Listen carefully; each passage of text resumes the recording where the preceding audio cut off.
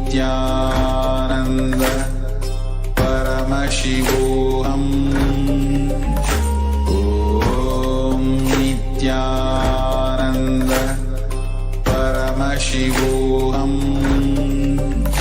Om Nithyananda Paramashivoham. Om Nithyananda Paramashivoham. Om Nithyananda Paramashivoham. Om Nithyananda Paramashivoham. Om Nithyananda Paramashivoham. Om Nithyananda Paramashivoham. Om Nithyananda Paramashivoham. Om Nithyananda Paramashivoham. Om Nithyananda Paramashivoham. Om Nithyananda Paramashivoham. Om Nithyananda Paramashivoham. Om Nithyananda Paramashivoham.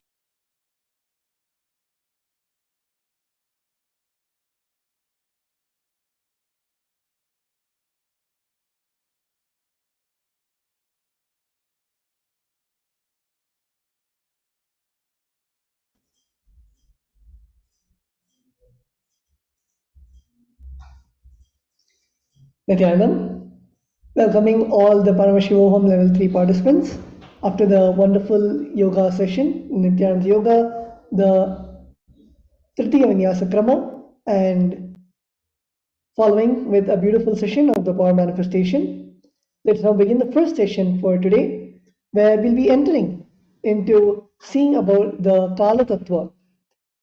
Experiencing the cosmic dimension of time, Kala, awakens your brain and brings an immediate breakthrough in your consciousness. This liberation frees you from death and your mind from ups and downs. The oscillation between feeling powerful and powerless. Time itself doesn't cause aging, but your perception of it does. The more you remember you're getting older, the more older you get. The more you think you don't have time, the less time you have. The secret to not being bound by time and if its effects on your mind, such as powerlessness, impossibility, or limiting thoughts, is to live for what you think is your purpose. Let us now see a beautiful video by our beloved.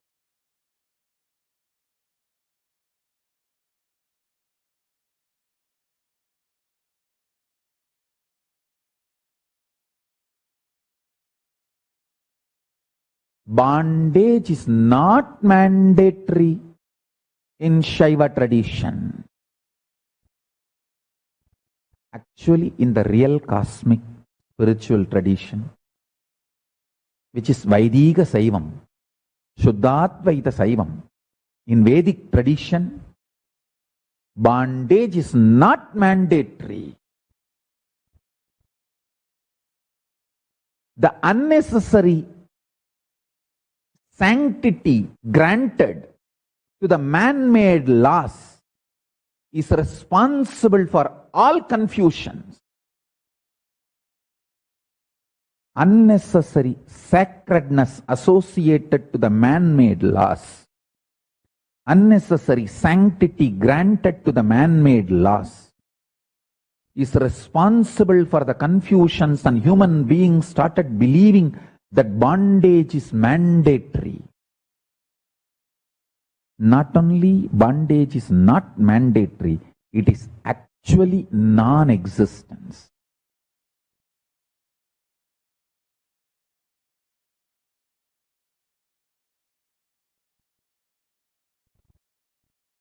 It is actually non-existent. Unconscious human society, irresponsible human beings passing on the unconscious rules and regulations without reviewing them even once with the present needs and consciousness. That unconscious structure is responsible for all the bondages. If you understand these principles, Shiva Tattva, Shakti Tattva, Sadashiva Tattva, Ishvara Tattva, Shuddha Vidya Tattva, Maya Tattva, Kala Tattva, Niyati Tattva, Kala Tattva, Vidya Tattva, Raga Tattva, Purusha Tattva, Prakriti Tattva, Buddhi Tattva, Manas Tattva, Ahankara Tattva, Pancha Jnanendriyas, Pancha Karmendriyas, Pancha Tanmatras, Pancha Mahabhutas.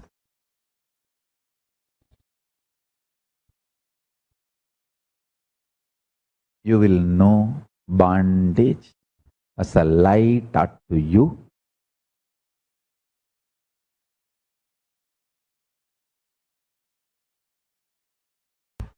Listen.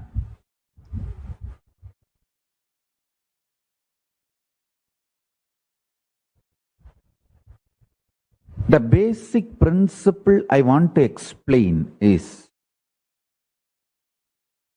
in every aspect of life, all these 36 principles are different aspects of life. Today,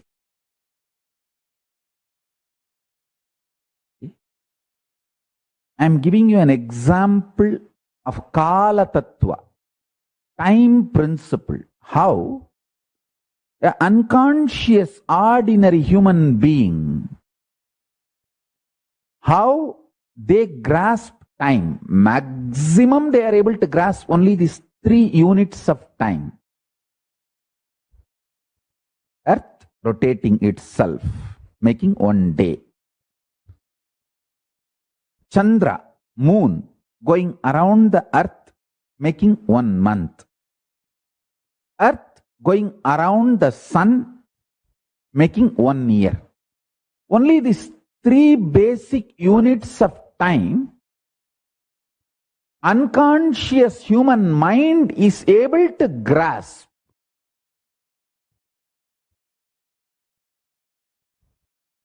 But the consciousness which could center itself in Nirvikalpa Samadhi, superconscious state, finds he is centered in KAILASA. This whole Surya Mandala is going around the KAILASA, makes the 4th unit of time called Kalpa. Listen. When you don't understand the 4th unit of time, Kalpa,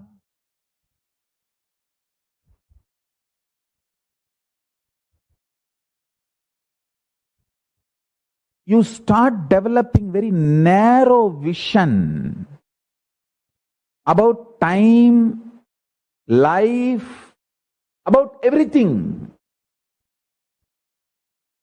Anyone, even intellectually, understands the concept of Kalpa, the 4th unit of time, is liberated from so much of fears. I tell you, the permanence of existence, perception about life absolutely changes the moment you understand this 4th unit of time. I'm just revealing some of the superconscious principles. I want a long Vakyartha Sadas to happen in every level.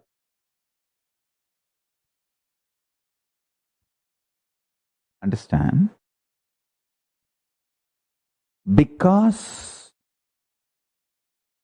we are agitated, we don't think for a long time, because we don't think or try to understand the multiple units of time. We are just stuck with 3 units of time. That is why all our planning, all our ability to connect with the time, all our ability to understand time stops with the units of years. Whether you calculate for 10 year or 10 million year, whole thing is just within the unit called year. Time for you to master Kayakalpa. Listen, the idea you have about time is responsible for certain chemicals to be released in your body. If you understand the 4th unit of time, a unique special chemical released inside your body, that is called Amrita. See, all the gods and demons going around the Meru Mandara, the Meru hill, the KAILASA, understanding the time through the Vasuki snake. Vasuki is nothing but the symbolic representation of the time snake, Kala Sarpa. When that happens, the body releases nectar. Understand? The understanding I am giving now, the vast understanding about the 4th unit of time, if you can intellectually internalize and see in your life, suddenly you will realize you have so many powerful cognitions, so many powers, so many wonderful things in life. The events of Kala Tattva later. Now understand the units of Kala Tattva and also understand how by not understanding the units of Kala Tattva, we are all collectively suffering and started believing suffering is natural. No! Suffering is neither natural nor inevitable. Hey, with the right understandings, it doesn't even exist. The visionaries are convinced suffering is inevitable, so the followers are also convinced suffering is inevitable. That is the biggest suffering. That is the real delusion. That is the real delusion.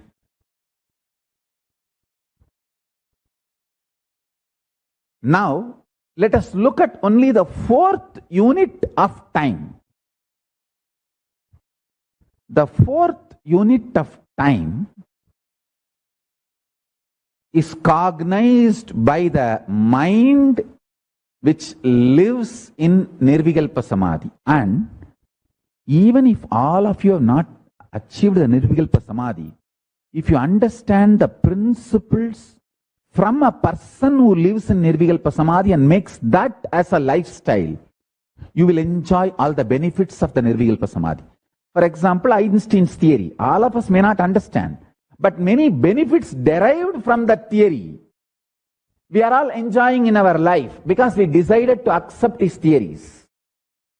Same way, the 4th unit of time, this theory, all of you may not be able to grasp it, but if you decide to accept and enjoy, make this theory as a part of you, you will enjoy all the benefits of these truths, benefits of this theory. That is what I call living enlightenment.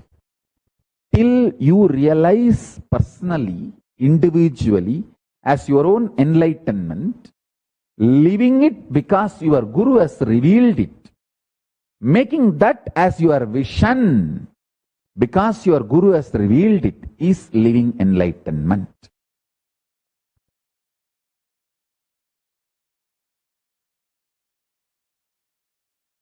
Understand? Guru Bhakti is intense, pure existential energy which can liberate you from all known, unknown, unnecessary delusions. All delusions are unnecessary. All the known and unknown delusions you will be free from. My gurus used to tell, like how you switched, if you switch on, the electricity flows and the fan or the tube light works. Same way, conscious decision to cognize Guru exists as embodiment of God. God is the unmanifest form of Guru. Listen, Guru is the manifest form of God. God is unmanifest form of Guru. Avyakta Swarupa of Guru is Paramashiva. Vyakta Swarupa of Paramashiva is Guru. The manifest form of Paramashiva, God, is Guru. Unmanifest form of the Guru is God. Listen. God is the state of Guru. Guru is the statement of God. God is the state of Guru. Listen. God is the state of Guru. Guru is the statement of God. God is the state of Guru. Guru is the statement of God.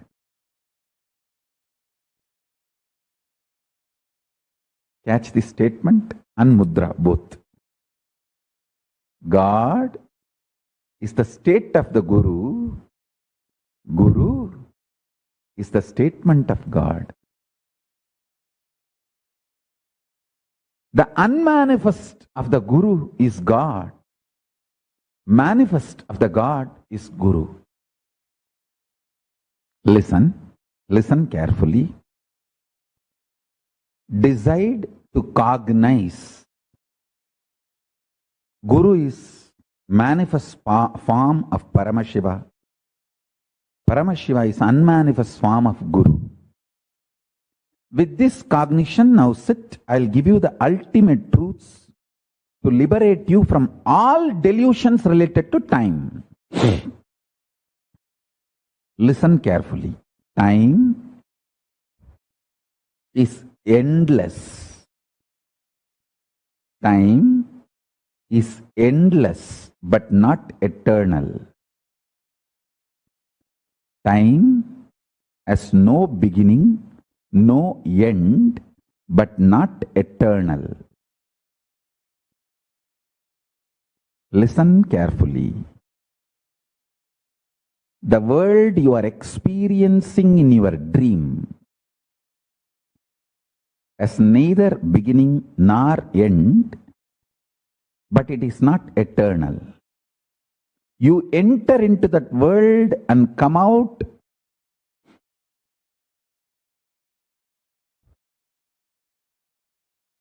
but even by existence, that world is not eternal. Swapna loka, the world you experience in your dream, is not eternal. It has no beginning, no end.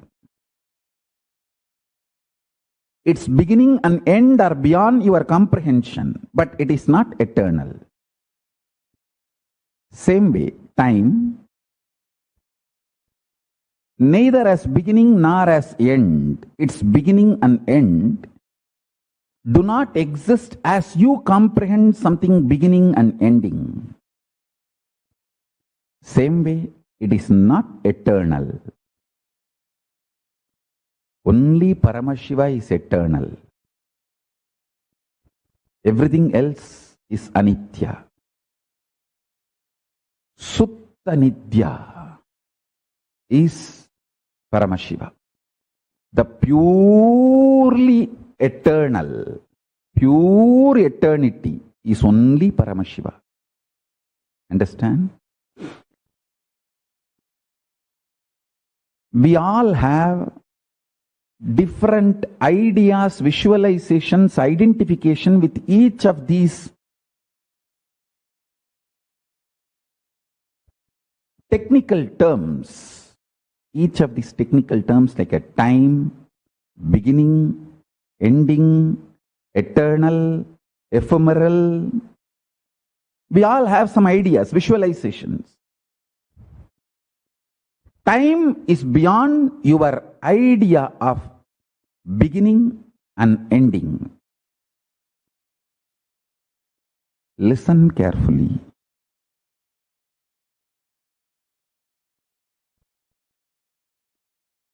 You have multiple births and deaths. Life does not end by your body not functioning. Your body stopping functioning is not end of life. If you want to end the life, raising the quality of your consciousness is the only way. Awakening to the fourth time, Turiya Kala, Turiya Loka, Turiya space is the only way to free yourself from birth and death. If you want to free yourself, you can consciously play with these births and deaths. You can take the birth as you want.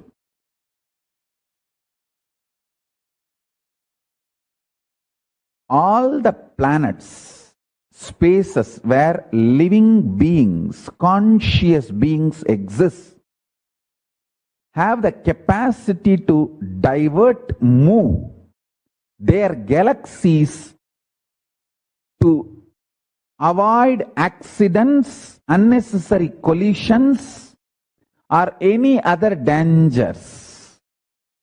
Please listen. Conscious beings are capable of changing the direction, are capable of driving their whole galaxy. One single conscious being is capable of driving their galaxy smoothly, changing the directions, flows, consciously to avoid unnecessary collisions or events. Please understand. So the movements are neither elliptical nor rotational. They are not something very definitive. Because your perception is small, how you always feel earth is flat? Because your perception is small. When your perception becomes large, you start feeling earth is round. Same way, because our perceptions are small, we are trying to give certain shape like a circular or elliptical for the movements of the Surya Mandalas. Actually, there is no rhythmic or permanent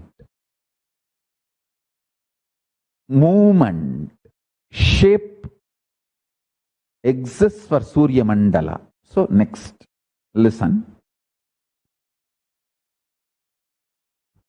This is the most important revelation. You need to know. One conscious being can avoid any accidents possible in Milky Way among the planets.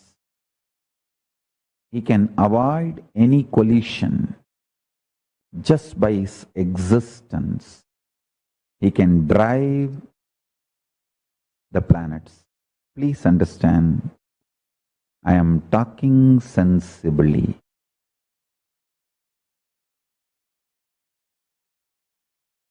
I am talking sensibly, and I am revealing the truths as it is. Just listen to what I am saying 2-3 more times and meditate on it. Pray to Kala Bhairava to help you to cognize the truths he is revealing now through this body. So you can be liberated from all the delusions related to time. Please understand. Just only switching on is required to operate the gadgets in your home. Same way, just deciding you are a conscious being, and consciousness is the most superior form of existing than any matter, any principle, is enough for you to manifest the powers to move the planets and play with time and grahas. Please understand, destruction and rejuvenation is one and the same. If you feel you are not a conscious being, if you cognize you are just a matter, destruction is going to be the form of Shiva you will experience. If you know you are a consciousness like Paramashiva, you are just a reflection of Paramashiva, extension of Paramashiva. The moment you cognize this, rejuvenation will be the face of Paramashiva you will be experiencing and enjoying. Understand? With whom you fall in love, you are going to live with that person. If you cognize you are just matter, you are going to fall in love with matter and materialistic pleasures, and you are going to be having that same quality of life. If you fall in love with Paramashiva, if you cognize you are extension of Paramashiva, if you decide consciously you are an extension of Paramashiva, you are going to experience the rejuvenation phase of Paramashiva. Whether matter, see, please listen, matter has to experience destruction as end. Consciousness has to experience only rejuvenation as its end, or life, or death. Life or death is a rejuvenation for consciousness. Life or death is just death, the end for matter, destruction for matter. Let me repeat, destruction is end for the matter, rejuvenation is the end for consciousness.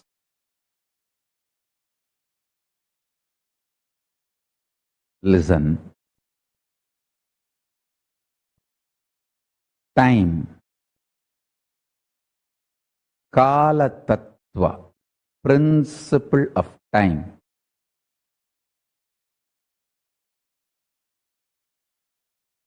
Once internalized, you just become Kalatita. Understand? Your body is a complete,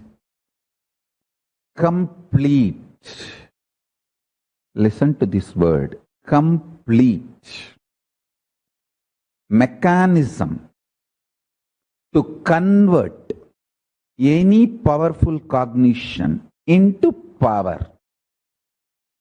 Let me repeat.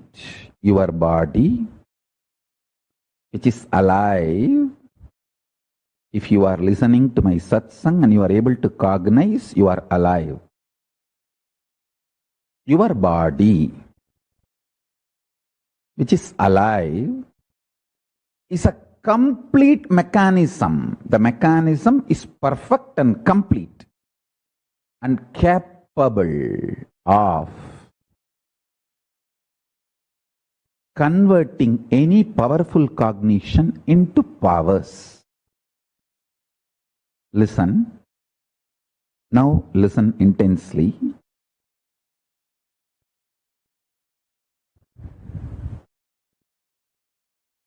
For example, Newton's theory is pure science. Einstein's theory is pure science. But making atomic power station, making benefits out of that pure science, making things which will make our life better from pure science is applied science. Same way, in the Enlightenment science, cosmic science, pure science is Vedas, applied science is Agamas. The pure cosmic principles are Vedas, making them as day-to-day practice lifestyle, making your life better. Through the pure science is the applied science, making your life better using the pure cosmic science Vedas into applied cosmic science is Agamas. Listen. In the cosmic science, science of enlightenment, Vedas are pure science, Agamas are applied science. The next important revelation, listen to this carefully. Your body is a complete, perfect, already a complete mechanism which does not need anything extra now. The mechanism is perfect mechanism for receiving any powerful cognition and converting them into powers. For example, if you understand you are beyond time, even intellectually, if you cognize your body is capable of manifesting all the powers to stop and play with time. Listen. Whenever I am proposing something which is beyond your logic, have little sympathy for yourself, not for me. I have achieved what I am talking. I am talking from my experience. If you are little sympathetic towards my words, you will achieve. Understand? If you are a pious fraud, oh, all these are true, but not for me. I don't think I am capable. I am all the time so dirty-minded. How can relax? Somebody who is straight away denying me and my great revelations are fraud. Somebody who is denying through their self-doubt, self-hatred, self-denial is pious fraud. That's all. If you deny me straight, you are naturally fraud because you are going to lose this great science in your life. If you deny me technically, saying, oh, what Swamiji is saying is right, but I have so much of problems, self-doubt, self-hatred, self-denial, how can I do? These are all not for me. This is all for somebody else. Then you are pious fraud. I tell you, fraud or pious fraud, you are a loser. Don't be fraud or pious fraud. This great cosmic science is too simple, too easy to practice. Swalpamapyasya dharmasya trayate mahato bayat. Even by practicing little, so many fears, difficulties, complications will disappear. Please understand.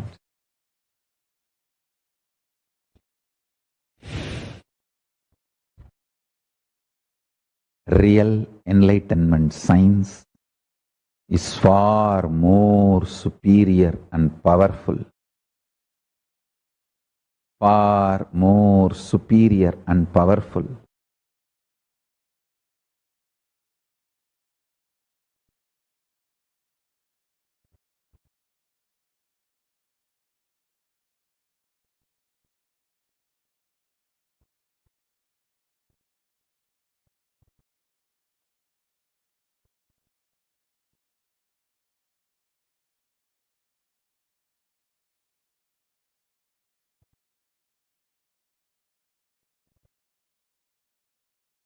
I wanted to add this one powerful cognition in you. The powerful cognitions have power even to break your self-doubt, self-denial, self-hatred.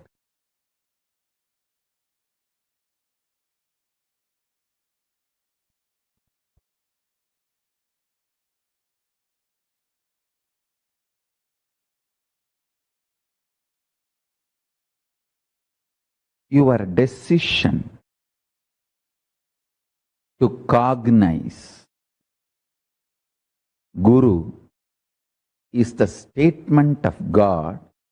God is the state of Guru.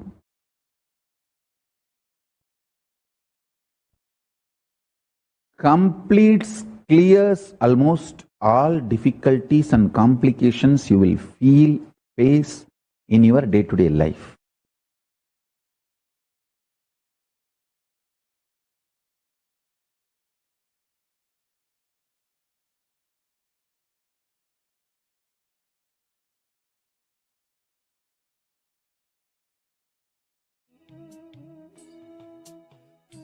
Nithyananda.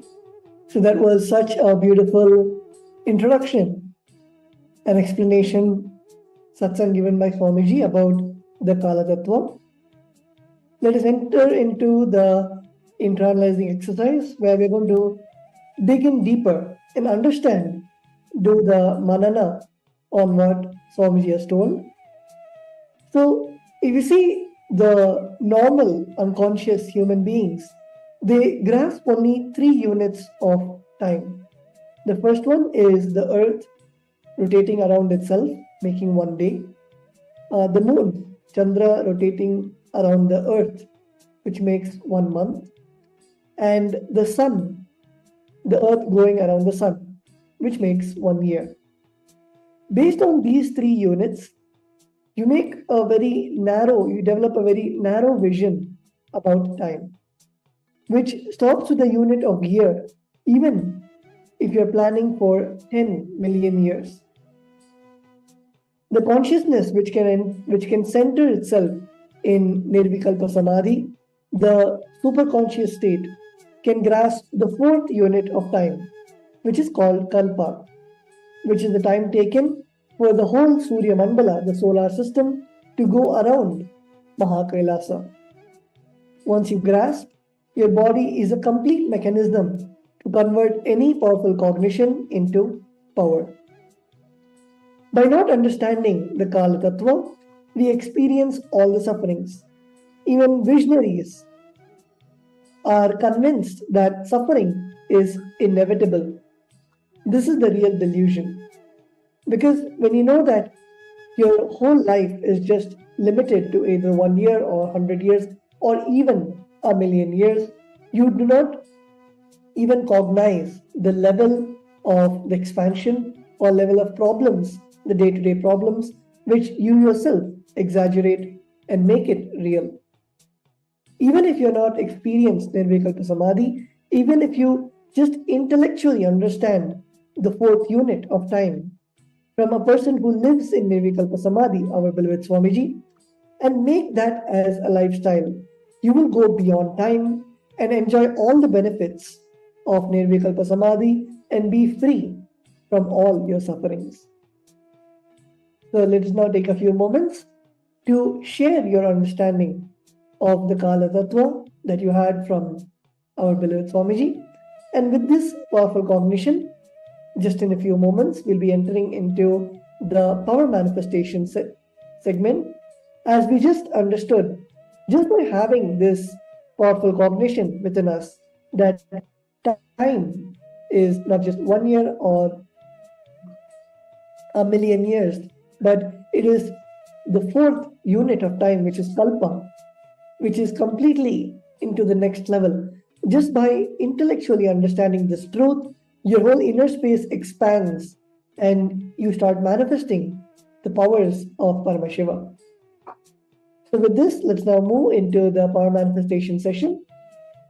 We'll be manifesting the power of third eye reading. So I request all the participants to please sit down. Please make sure that you have your eye bands and any other alchemy products and a pen and paper. Please sit straight with your nipples and spine in a straight line. Please tie your eyes. We'll now be projecting an image to all of you. And with your third eye, with your eyes, two eyes closed, with your third eye, start revealing what Swamiji is showing you through your third eye. Intensely chant the Mahavakya, Om Nithyananda Paramashivoham. And let's begin the round 1 of the power manifestation session. Om Nithyananda Paramashivoham. Om Nithyananda Paramashivoham. Om Nithyananda Paramashivoham.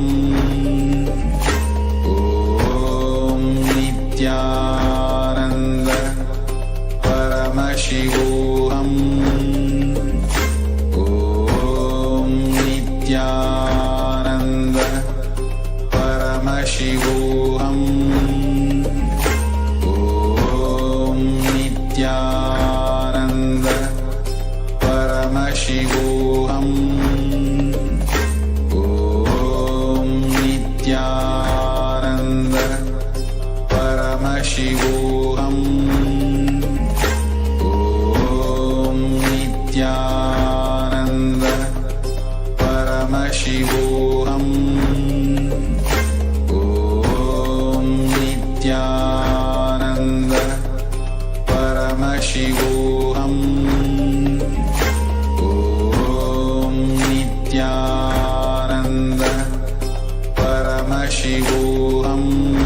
Paramashivoham. Om Nithyananda Paramashivoham. Om Nithyananda Paramashivoham. Om Nithyananda Paramashivoham. Om Nithyananda Paramashivoham. Om Nithyananda Paramashivoham. Om Nithyananda Paramashivoham.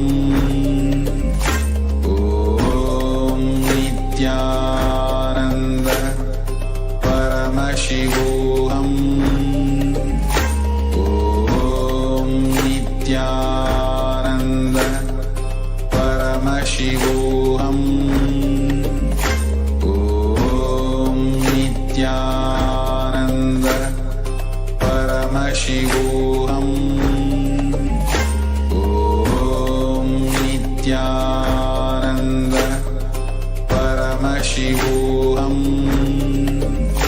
Om Nithyananda Paramashivoham. Om Nithyananda Paramashivoham. Om Nithyananda Paramashivoham.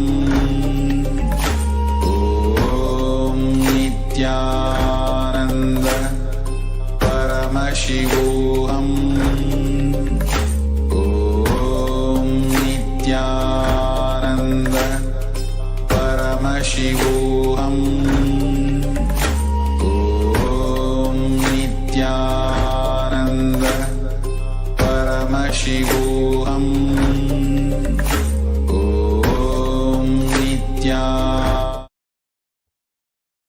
Nithyananda, please relax. You can now open your eyes. And please start sharing what Swamiji showed you in your third eye. Whether you're able to see the colors or the shapes or any pictures or any letters that came to you. Whatever Swamiji revealed in your third eye, you can start writing it down. And now in a few moments, we'll also be projecting what you saw through your third eye.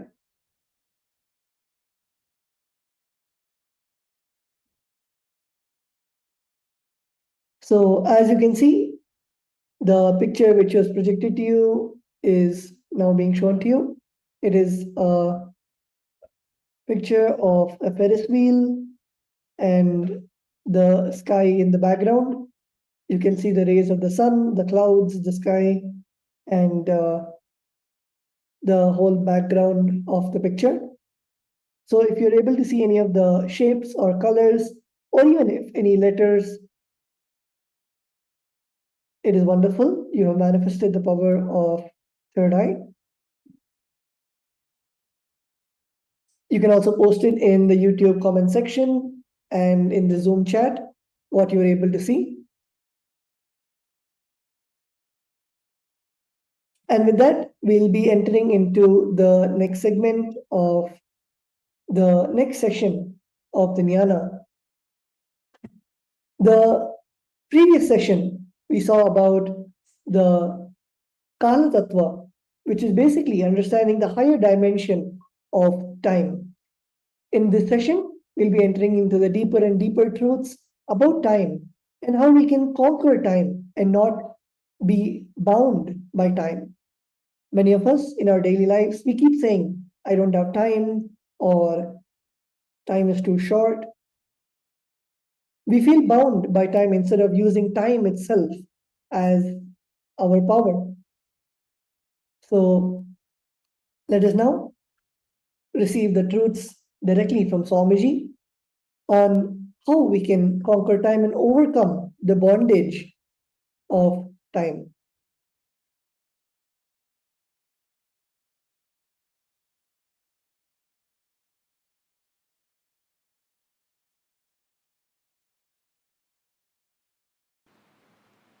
Few basic truths.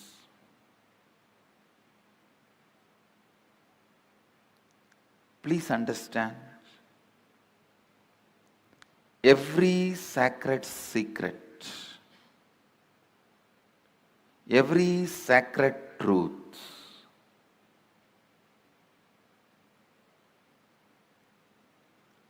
I am uttering,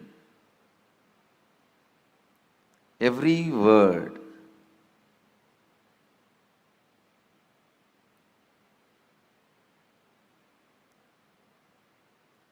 need to be internalized and internalized. Do not sit with the intellectual tiredness. Usually people have this pattern. Tell us finally what we should do. No, things don't work like that. Please understand.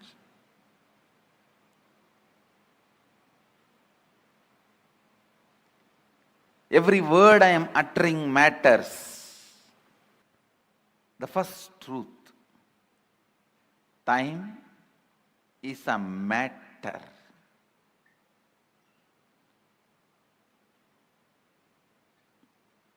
And it does not matter. Time is a matter and it does not matter.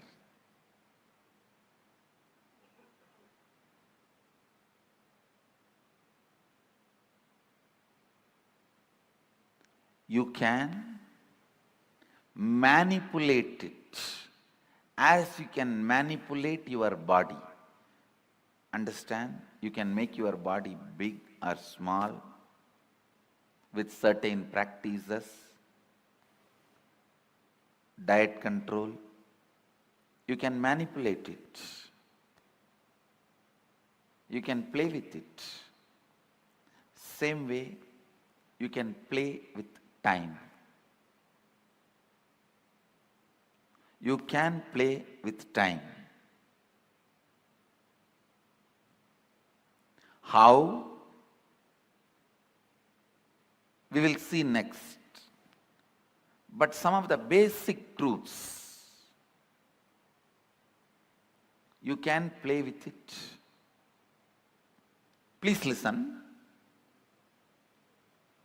It was such powerful click for me. I'll tell you exactly what he said. He said, how the moment your bladder is full, your brain can create the restroom which is not there and give you the comfortable feeling you are protected, safe, you are in a proper place, please relieve yourself. Only after that signal goes to the body, the internal organs decide to relieve and relieves itself.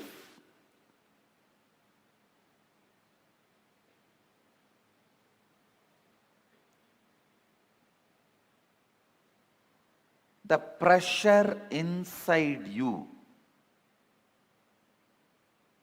to perceive something, to have some experience, creates the concept of time and gives you various experiences. Pressure inside you, that bladder is full, creates the restroom ambience in your brain, which is actually not there, but gives you a comfortable feeling, you can relieve yourself. Same way, desire to have certain experiences. That pressure inside you creates time which is not there and gives you various experiences. I'll try to convey much deeper the same truth further. Now you understand this much. The whole idea of time is your will and decision. I can give you 100 examples. When you are sitting with somebody whom you like or doing something which you like, your passion, you don't know how the time passes. Time gives you a different experience about you, about life, about world. But when you are sitting with somebody whom you don't like, or when you are doing something about which you are forced, time gives you different experience about yourself, world and life. This one small example. I have seen in my own life. Morning 5 o'clock, early morning 5 o'clock to night 11 o'clock, I'll be sitting with Arunagiri Yogeshwara. I don't know how the sun rises and sun sets, but at night, few hours when I need to be in the house, away from him, I'll move the clock 10 times, thinking that it is not moving, it has stopped.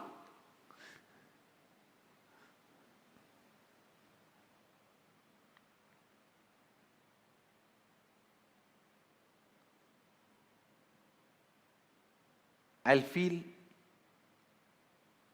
why the nights are so long. Time is slow when you wait. Time is fast when you are late. Time is deadly when you are sad. Time is short when you are happy. Time is endless when you are in pain. Time is long when you feel bored. Every time, time is determined by your feelings and psychological conditions, not by clocks. So learn to have nice time always.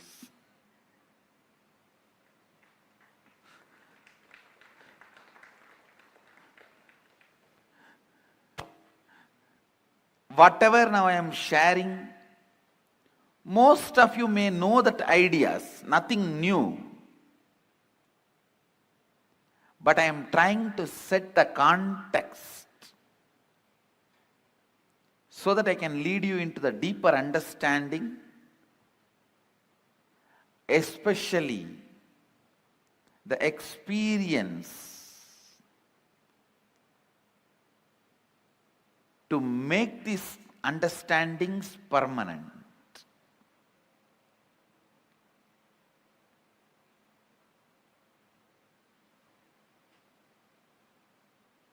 Time is a matter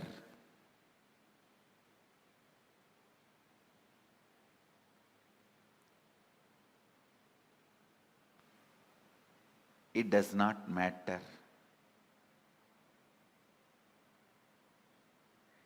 It can be manipulated as you want. You can play with it as you want. One more understanding I received from Arunagiri Yogeshwara about time. Listen carefully.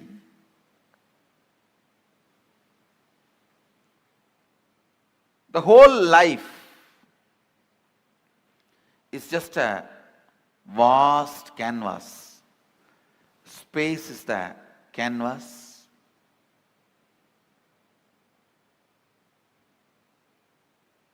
Imagine 200-mile length canvas on which lot of paintings are there.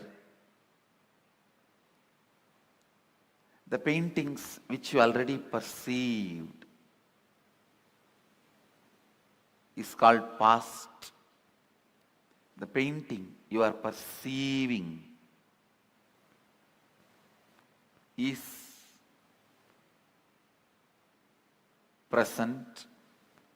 The painting you are going to perceive is future.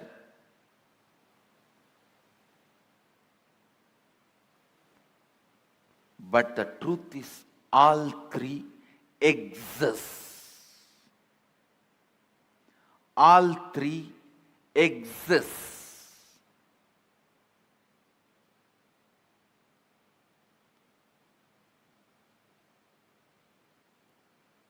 Next statement I am making. Please listen. First statement I am making. Past, present, future, all three exist. And the next statement I am making, you can alter all the three. We always think, if all three already exist, how can I alter my future? If it is already existing, how can I alter? Understand? The painting exists does not mean you can't add something to it. Your powerlessness, I can't add something to it, only makes you stop adding. And very important statement I am making now. Not only you can alter the future, you can alter your past. How? We will make. You can alter your past. One, time is a matter, it does not matter. Second, your psychological ups and downs, physiological ups and downs are not you. Next, your past, present, future exists now. Next, it exists now does not mean you are bound by it. You can alter not only your future, even your past.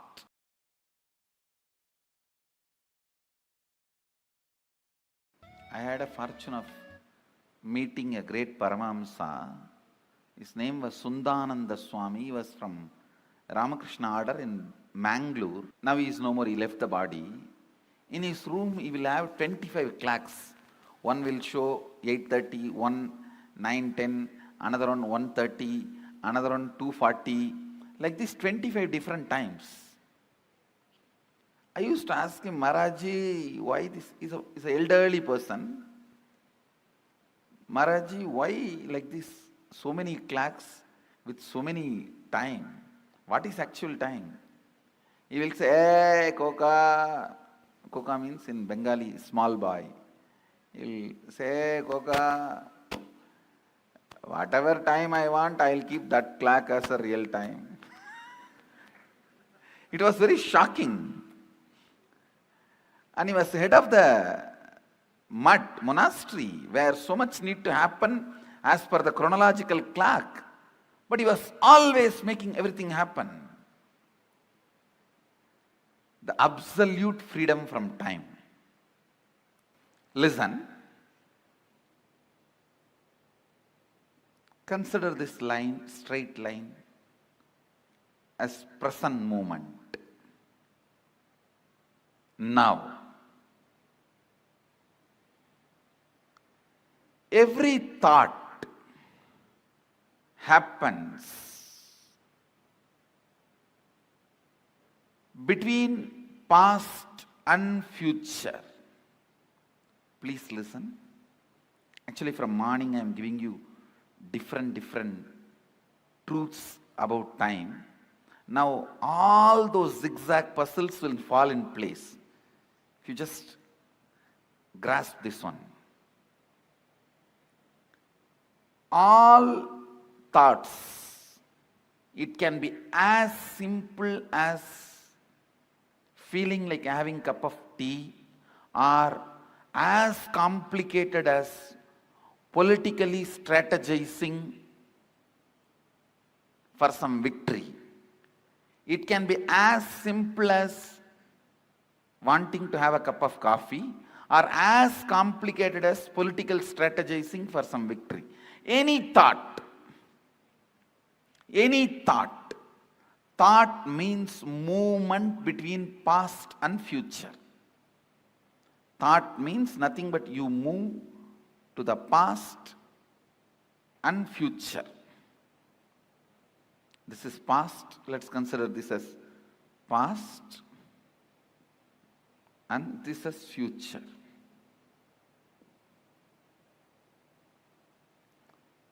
The center moment, present. Where the present meets the past and future, that moment is now. This is that now. Present.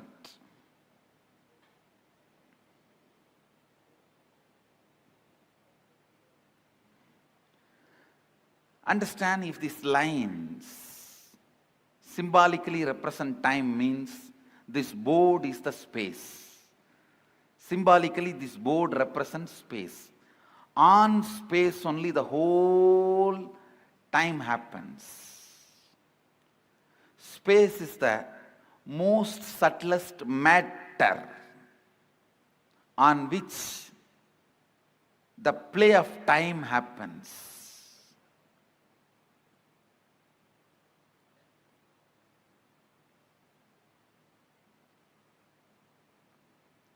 Just understand this example. Your movement between past and future is thought.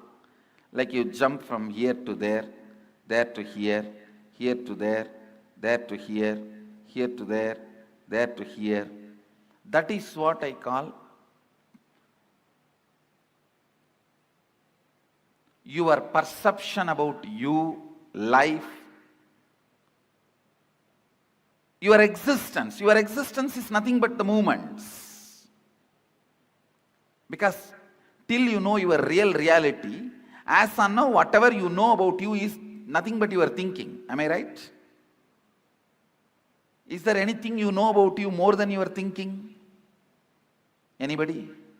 If you know something more about you, more than your thinking, this seat is for you.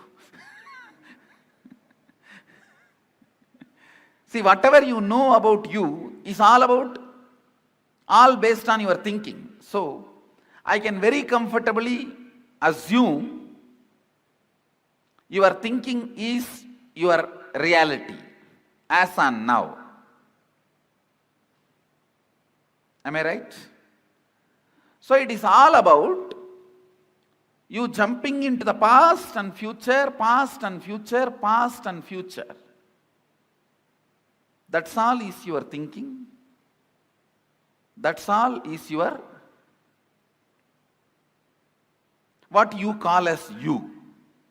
See, what I call as you is much beyond than what you call as you. So now I am talking about what you call as you. It's all about movements between the past and future. And I want you to know, it has a direct utility in your life's balance sheet. So please don't think it is some philosophy, it is some metaphysics, it is some intellectual stuff. Allow every word to enter into you. It can increase your everyday balance sheet. Double.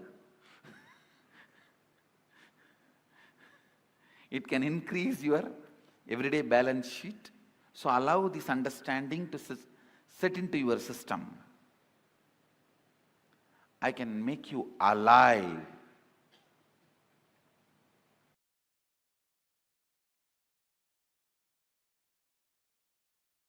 This I received directly from Arunagiri Yogeshwara.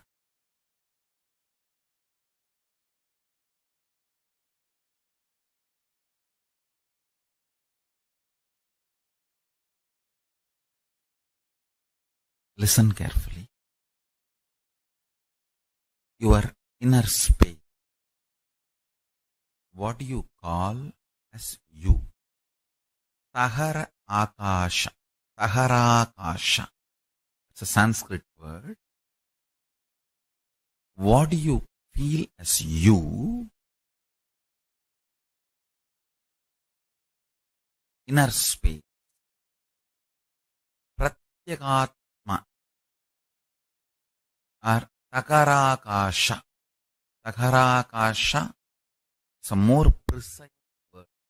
Your inner space. If you hit your inner space with a powerful cognition,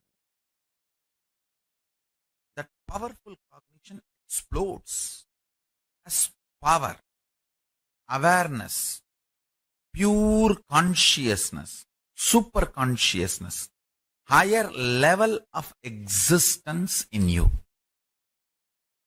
The same Taharakasha, your inner space, if it is hit with the patterns, it gets reduced into something called time and boring lifestyle. Listen carefully. Every pattern gets settled in your inner space, makes you time bound, means you will feel days and months are passing, but you are not doing anything. You don't know how the time is passing. It is just going. Suddenly you remember next year is here. Suddenly you remember next year. Suddenly you remember, oh God, one more birthday. And you don't know what is going on, what you are doing. Understand? More patterns, more unconscious, more delusion, more you become time bound. That is why Kala Bhairava is described as ferociousness. This is exactly I learned from Arunagiri Yogeshwara. He says, whenever you are ferocious and break one pattern, you gain 1 hour extra in your life. Understand? I am giving you a rough example. Sometimes when you break one pattern, you may get even 3-4 hours extra. Means that 24 hours chronological time is different. Consciously, how many hours you are living, that psychological time is different. Phenomenology of the time. Listen.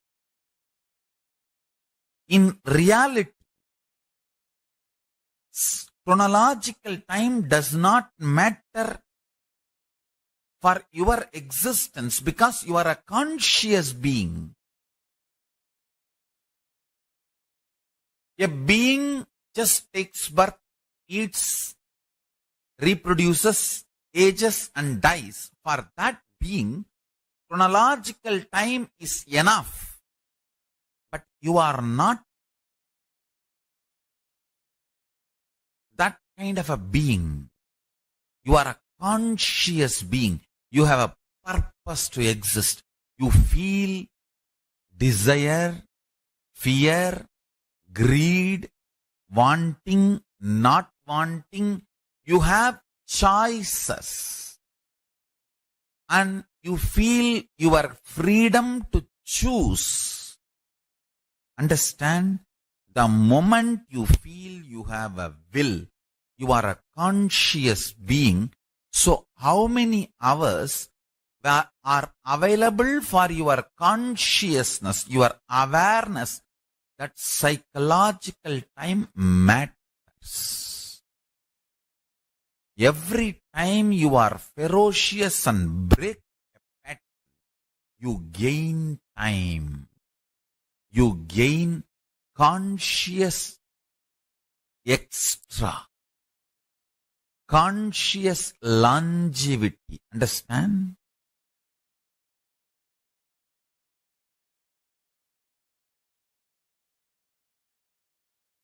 In Hindu tradition, we have two. One, increasing the physical longevity.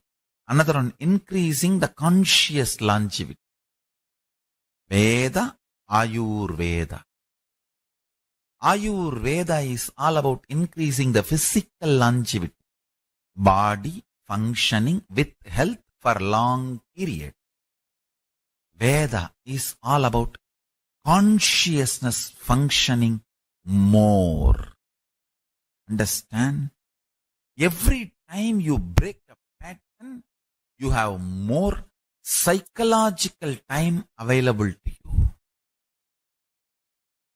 Living in Kailash, Kailasavasi is all about making the maximum conscious psychological time available to you.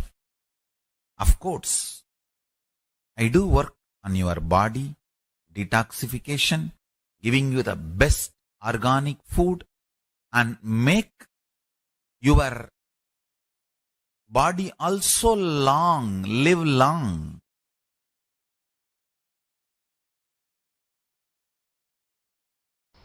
Listen carefully. Whatever intention you have, that you want to become, that is you. Other than that, any psychological, physiological, neurological experience, perception you go through is not you. If you feel depressed about your body and your mind and about yourself, or if you feel excited, elated about your body, your mind and about you, whether depression or excitement, nothing is you. Nothing is you. When Arunagiri Yogeshwara shared these words with me, the way it entered into my system, the way it became part of my cognition, the way it became part of my reality, from that day, never physiological, psychological, neurological ups and downs can bind me in any way. Listen to this truth and contemplate on it. I'll support you to experience that as reality. I still remember you are sitting in this very posture, Sukhasana, having hand on my shoulder, and said the exact words uttered in Tamil. மெயின் நினைவாலோ உயிர் நினைவாலோ மூளையாலோ உணர்பவை உள்ளது அல்ல.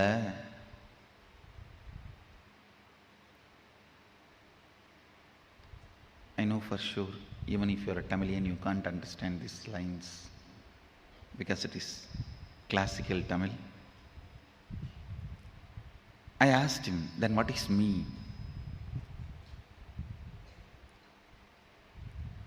He put the next question, what do you want to become? Small boy, I just stretched my chest in a wide way, put both my hands on the hip and said, Sadashiva.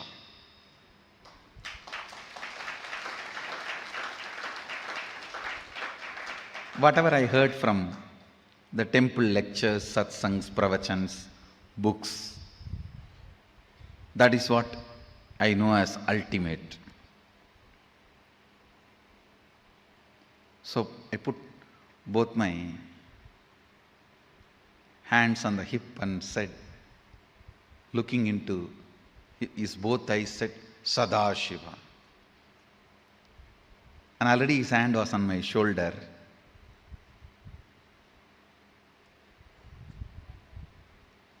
The one more reason I put both my hands on my hip, I just want to give him more space so that he will not take his hands off. His hands will rest comfortably on my shoulder. I was so much in love with him, I will not miss a single chance to have his touch. Whether he touches me or I get a chance to touch him. Already his hand was on my shoulder. He said, you are that.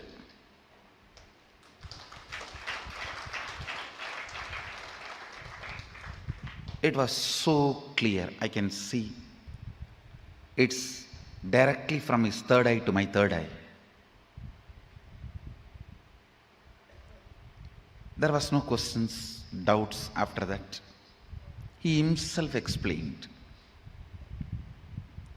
your intention is the only living mechanism in you. ஆஞ்ஞையே உனக்குள் இருக்கும் உயிர், ஆஞ்ஞையே உனக்குள் இருக்கும் கடவுள், அதுவன்றி வேறொன்றும் உன்னுள் உயிர்த்திருப்பதில்லை என்பதனால் உயிர்த்திருக்காத ஒன்று உயிருக்கு உபத்திரவம் தர இயலாது. Means your intention only is you, your intention, what you want to be is only God in you. Your intention is the only living mechanism in you. Other than your intention, everything else is matter in you. Because of that, the matter cannot disturb your intention, which is you.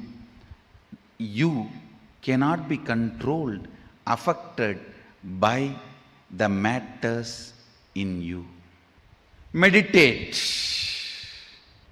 Don't think it will take a lot of time to realize this truth. No.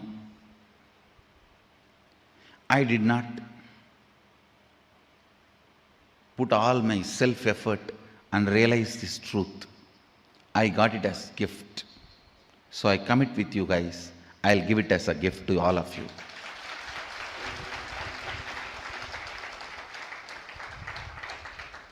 Ultimately, I received it as a gift. Because I received as a gift, I am bound to give it as a gift. That is the way I show gratitude to my gurus.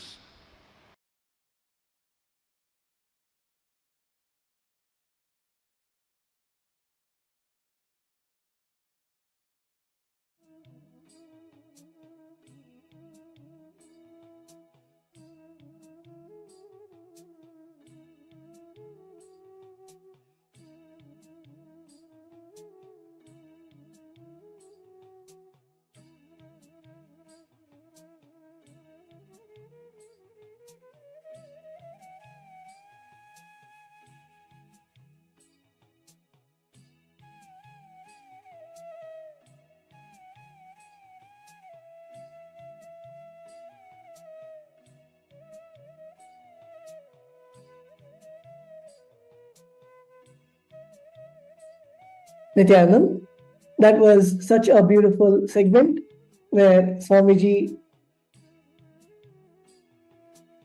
explained about conquering time and how just by feeling connection with the Guru, you can conquer your time, you can relieve yourself from all the bondages just by having that feeling connection. So with that, let's now enter into the internalizing exercise. As Swamiji beautifully says, time is a matter and it does not matter. You can manipulate it as you can manipulate your body. The past, present, future, all three exists.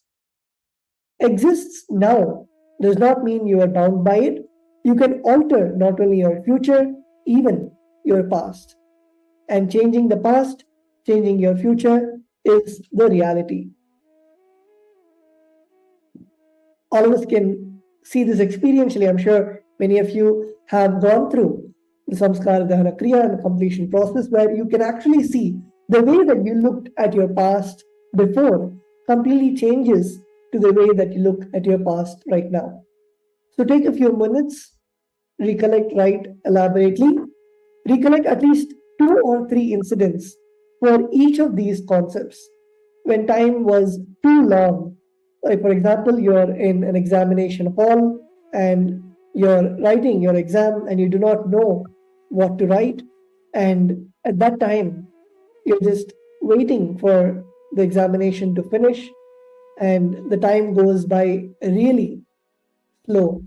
Or when time was too short, for example, you're having fun, you're watching a movie or you are playing a game, and at that time, you can see the time just flies when you are in that space of ecstasy, when you're in that space of bliss. And when time was just not moving. Let's take a few moments to write down 2 or 3 incidents for each of these concepts.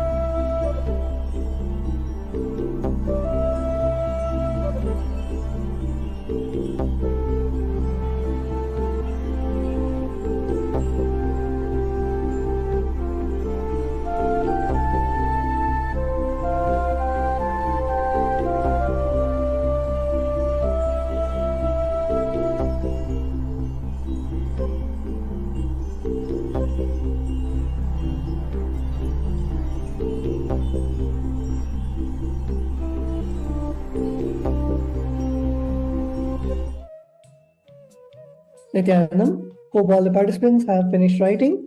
And you can also put your understandings in the comment section on YouTube, Facebook, and even on the two-way video conferencing. And with that, let's move on to the next step. Conquering psychological time means not being affected by the psychological ups and downs. And anything that happens in you psychologically does not touch you. Step 1. The heavy powerlessness you experienced in the past, which is influencing your thinking. It can be as simple as your elder brother snatching a chocolate from you, or as difficult, as complicated as your friend snatching your girlfriend away from you. Past sitting heavily on you and influencing your thought current, the past thoughts, emotions, patterns, hangovers, residues sitting in the present and suffocating you, not letting you live. Your future is incompletion. So take a few minutes and pen down all these moments where you let the external situations affect you, whether it is small or whether it's big. It is the same situations which can have the power to alter the time, to alter your perception of time. Let's write down. Let's take a few moments.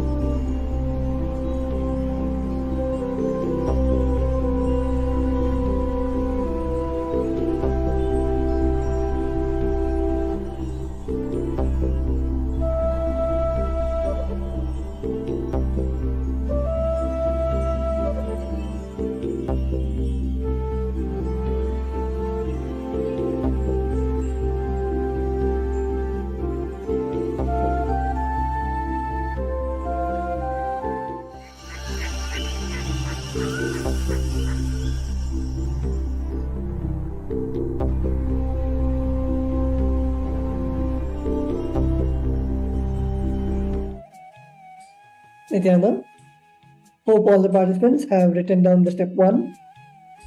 So, sit and decide that you're going to complete with some of these past incompletion, and let your attention be on the whole incompletion being relived with a clear understanding of unclutching, disidentified. Swamiji beautifully says that reliving is relieving.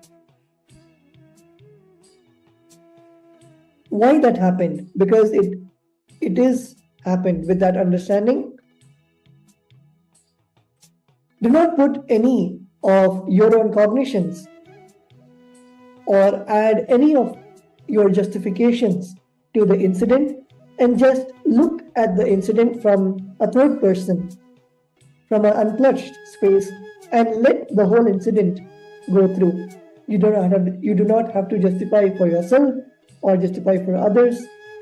You will see the form you are able to remember in which the incompletion happened will melt down, will lose its power over you. That is the definition that completion has happened. The incompletions have melted down. Other than the form you are having at this moment, you should not be able to remember any form of the past. Then you become formless.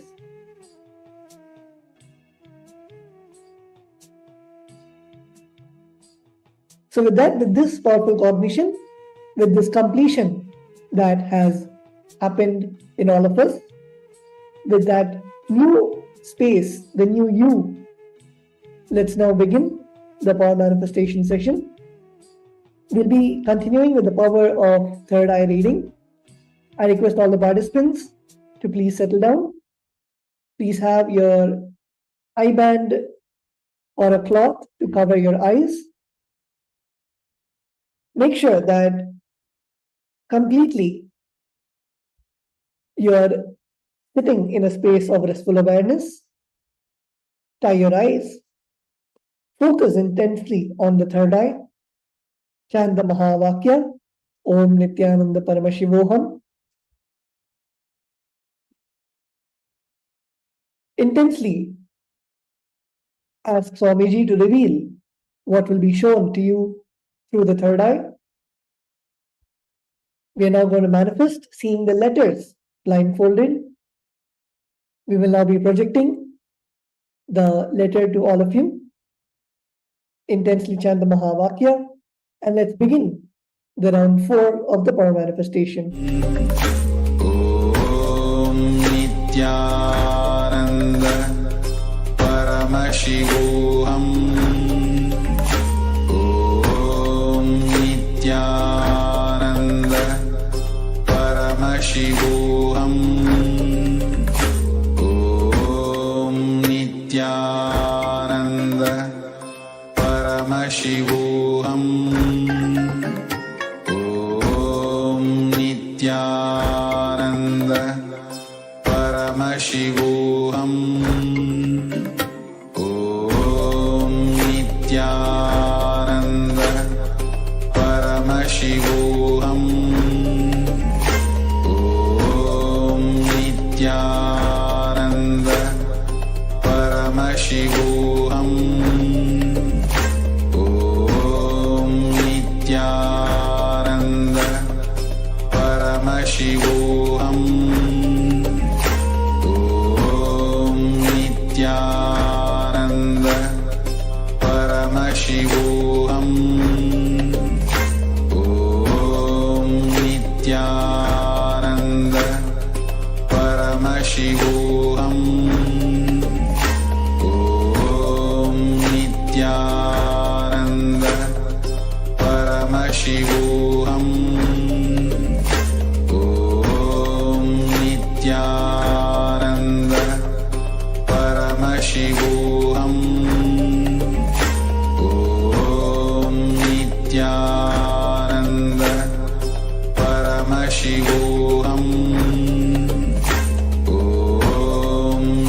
Nithyananda Paramashivoham.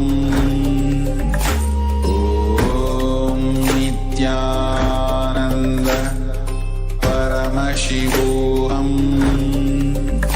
Om Nithyananda Paramashivoham.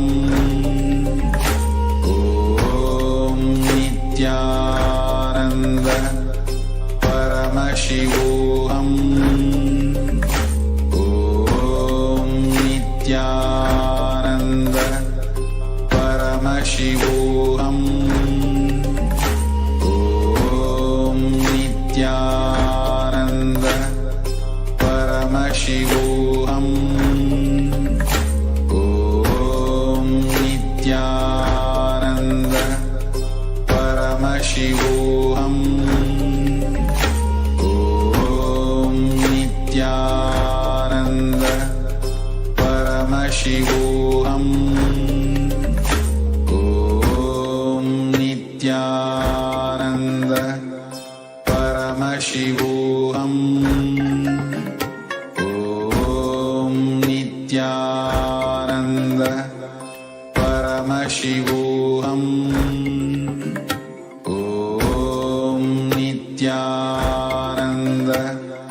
Paramashivoham. Om Nithyananda Paramashivoham. Om Nithyananda Paramashivoham. Om Nithyananda Paramashivoham. Om Nithyananda Paramashivoham. Om Nithyananda Paramashivoham. Om Nithyananda Paramashivoham.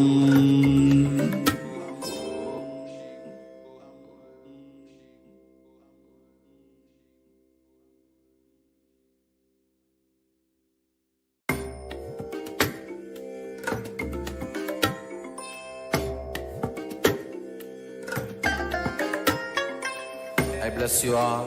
Let you all open all your three eyes and manifest the powers of Mahasadashiva. Om Nithyananda Paramashivoham. Om Nithyananda Paramashivoham. Om Nithyananda Paramashivoham. Nithyanandam, please relax. You can now open your eyes. Start writing down, start penning down whatever Swamiji revealed through the third eye. Please pen down whether you saw letters or colors or shapes or numbers, whatever you're able to see in your third eye without any inhibitions. Start writing down.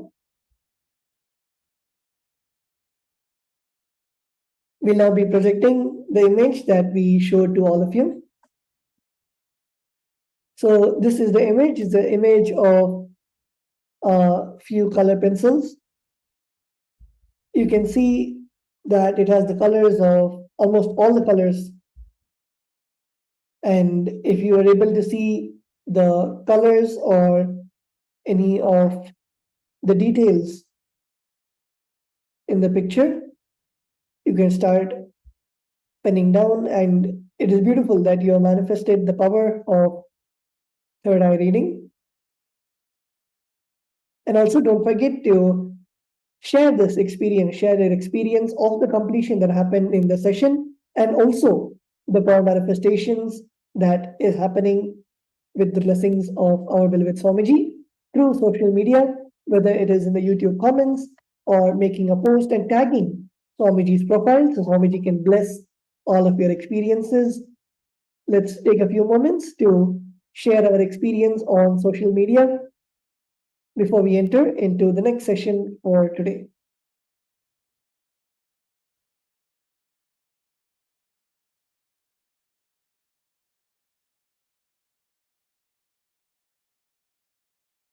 Om Nithyananda Paramashivoham. Om Nithyananda Paramashivoham. Om Nithyananda Paramashivoham. Om Nithyananda Paramashivoham. Om Nithyananda Paramashivoham. Om Nithyananda Paramashivoham. Om Nithyananda Paramashivoham.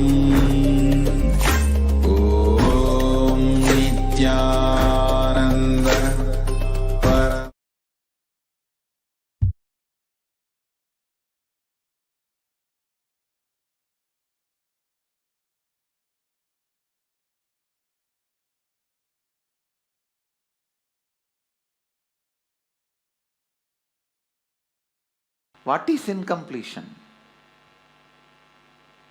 Past interfering into the present and try to manipulate the future. That is incompletion. Your memory form you carried in the past entering into the present and trying to destroy the future form is incompletion. You can always see whenever you have a pain, guilt, powerlessness,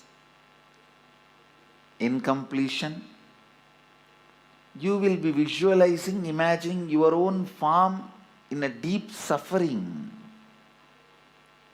You will be visualizing, imagining your own form in a disgusting way.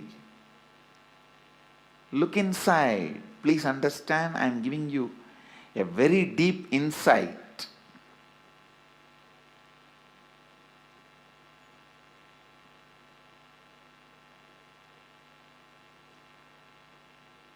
Whenever you are powerless,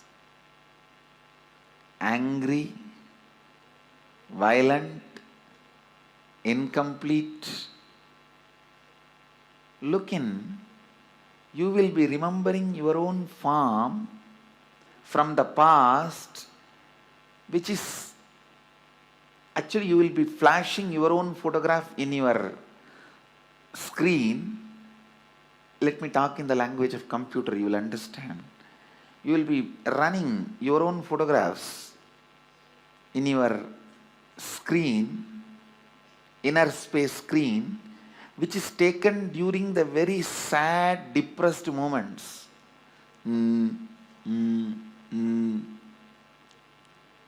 What can I do? Lost, over. That kind of the photographs which you have taken at the wrong moment and preserved, stored in high resolution, in a stupid way, in your inner space,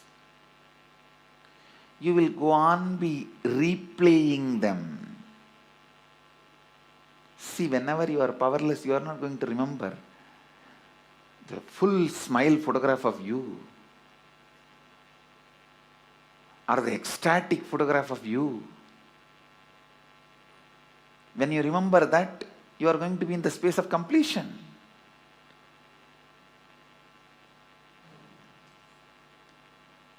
The deha, form you carry during incompletion, just by remembrance awakens the same incompletion.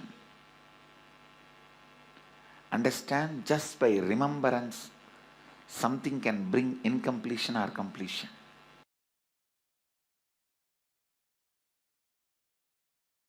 The moment one incompletion is triggered by somebody, then that's all. You don't see the world anymore.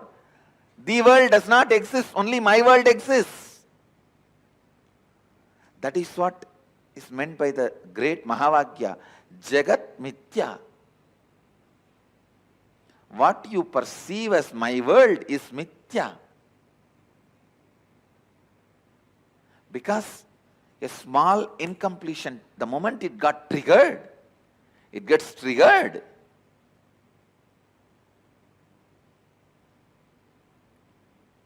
A small incompletion, the moment it gets triggered, you stop seeing the world and you are deluded in my world. Brahma Satyam, Jagat Mithya. I don't disagree. Jagat Mithya. But that does not mean in your actions you will not radiate the truth Brahma Satyam. In your actions also you have to radiate the truth of oneness, non-dual consciousness.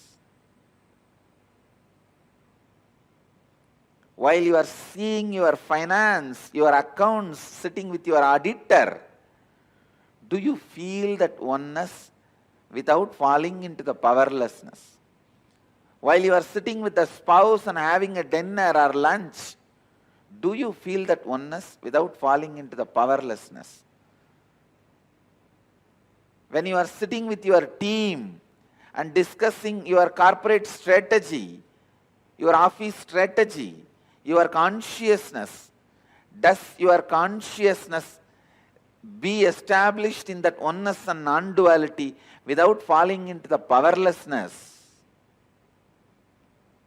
Look in.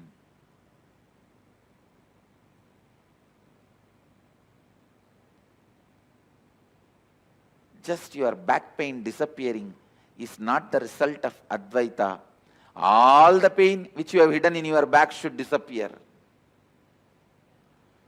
Not just back pain disappearing. All the pains which you have put it in back has to disappear. Suddha Advaita Sugabodha Jnanam. The pure Advaitas, joyful influence and the wisdom which comes out of joyful influence. Please understand, the joyful influence of Advaita is what I call completion. The joyful influence of Advaita is what I call perpetual completion. The joyful influence of Advaita is what I call Sahaja Samadhi.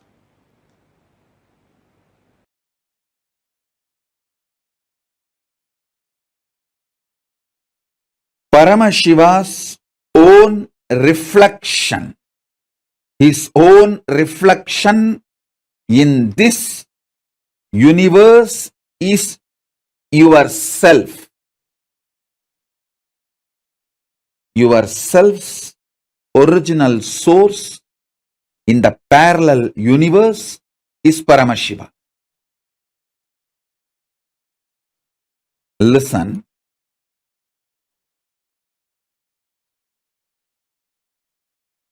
Understand this example. A swan, Paramahamsa, flying on the sky, is just floating in the sky. His reflection falling on a swimming pool. The reflection is you. The swan is Paramashiva. The swimming pool is your body.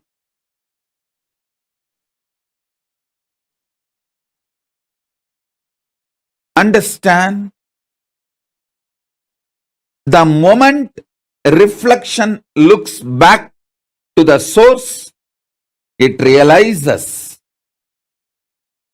it was, it is, it will be forever Paramashiva. Sometimes the reflection feels it is being hurt by the waves in the swimming pool.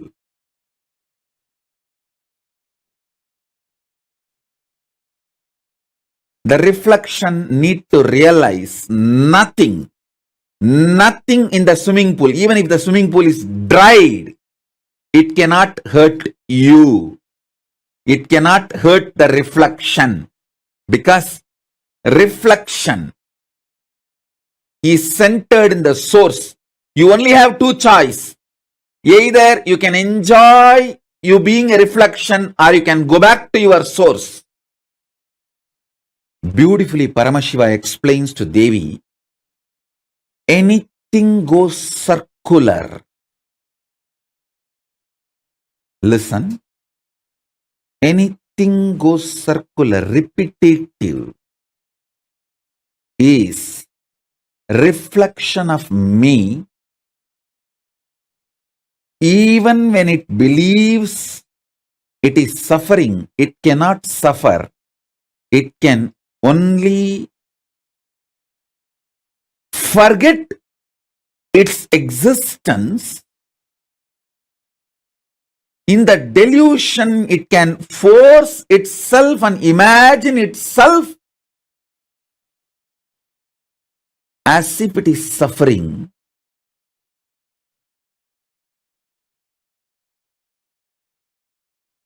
When that reflection looks back at the source, it realizes it is Paramashiva. It can never suffer. Listen. Listen to this deeply. You in the parallel universe is Paramashiva, the great swan floating in the space. The reflection of that great swan on the swimming pool in this universe is your individual self. That swimming pool is your body.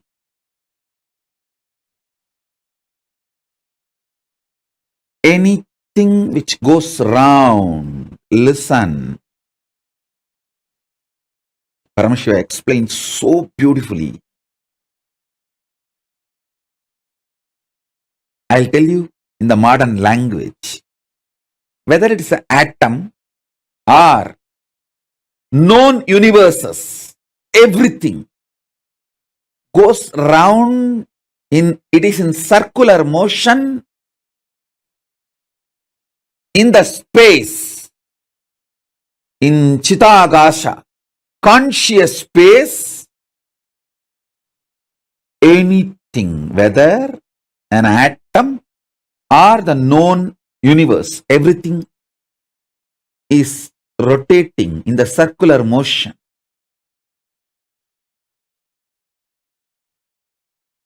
What is created in the circular motion is called circular time. The time which circles, repeats itself.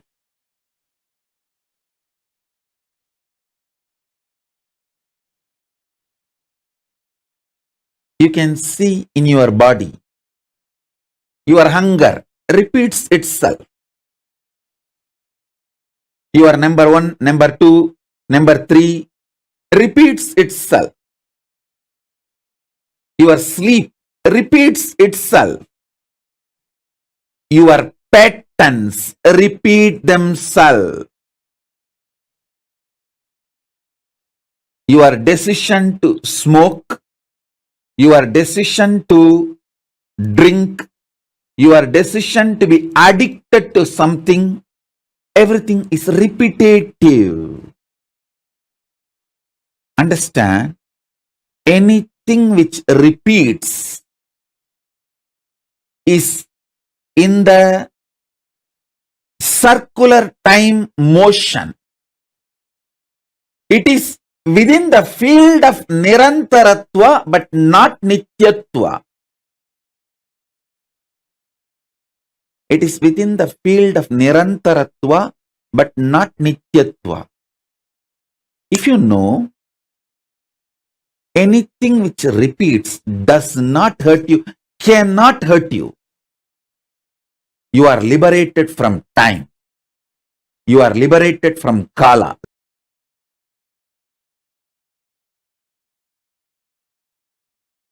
Among the 7 dimensions of the time,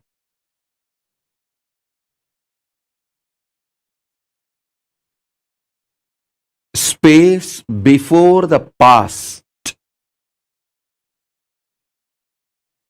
past merging into the present, present evolving as future, future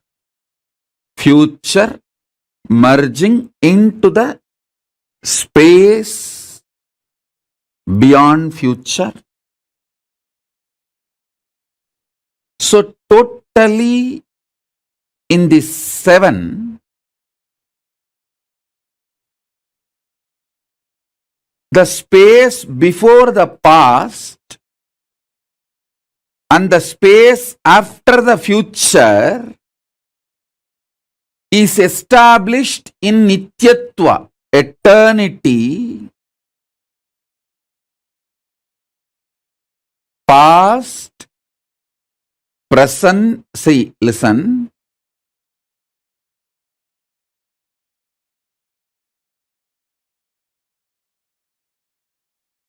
past becoming present, present evolving as future, future. This 5 is Nirantaratva. In this Nirantaratva 5, only the present moment touches Nityatva. So, if you want to enter into Nityatva, voluntarily, if you want to break this Kala Chakra consciously, the door is open only in the present.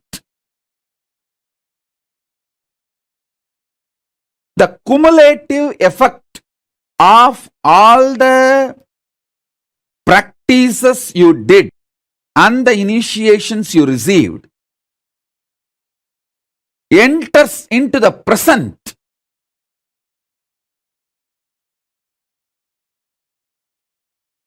And makes you experience Nityatva.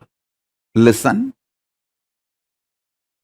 I wanted all of you to remember the cognitions I gave about Nityatva and Nirantaratva. Nityatva is 7, Nirantaratva is 5.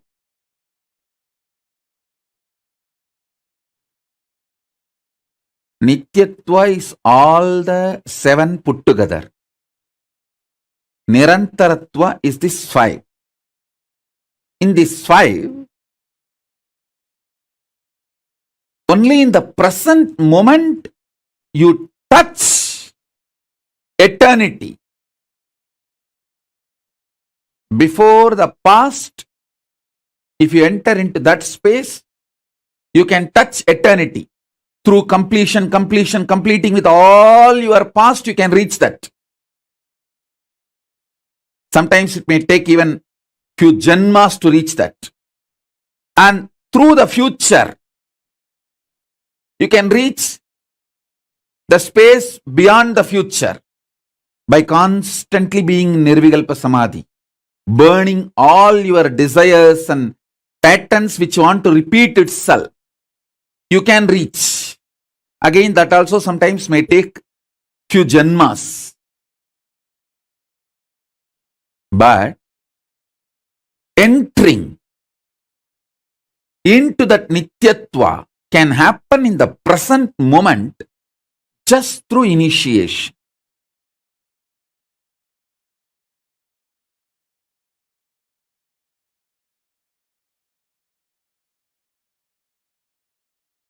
I'll explain this eternal, the truth of eternity. Understand? Many of your patterns, sufferings, fears are impulsive, not existential based. If you decide to sit with you and relaxed way look at you and have a matured conversation with you, much of your fears have no place inside you. If you just want to throw tantrum, how can he do that? How can she do that? How can this person do that? How can that person do that? If you are interested in throwing tantrum, all the fears, greed, everything has a place in you. But this constant tantrum-based reaction and action, the life you are going to manifest around you is going to be hell. Listen to that truth. See, the constant tantrum throwing, violent hatred, action, reaction, you are going to create hell around you.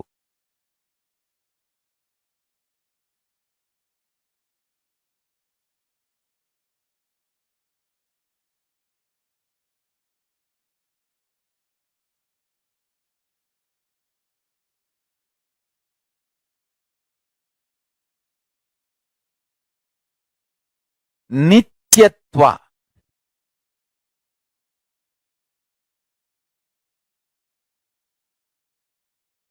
I can use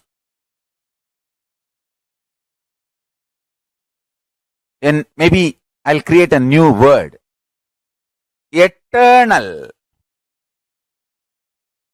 cosmic constant.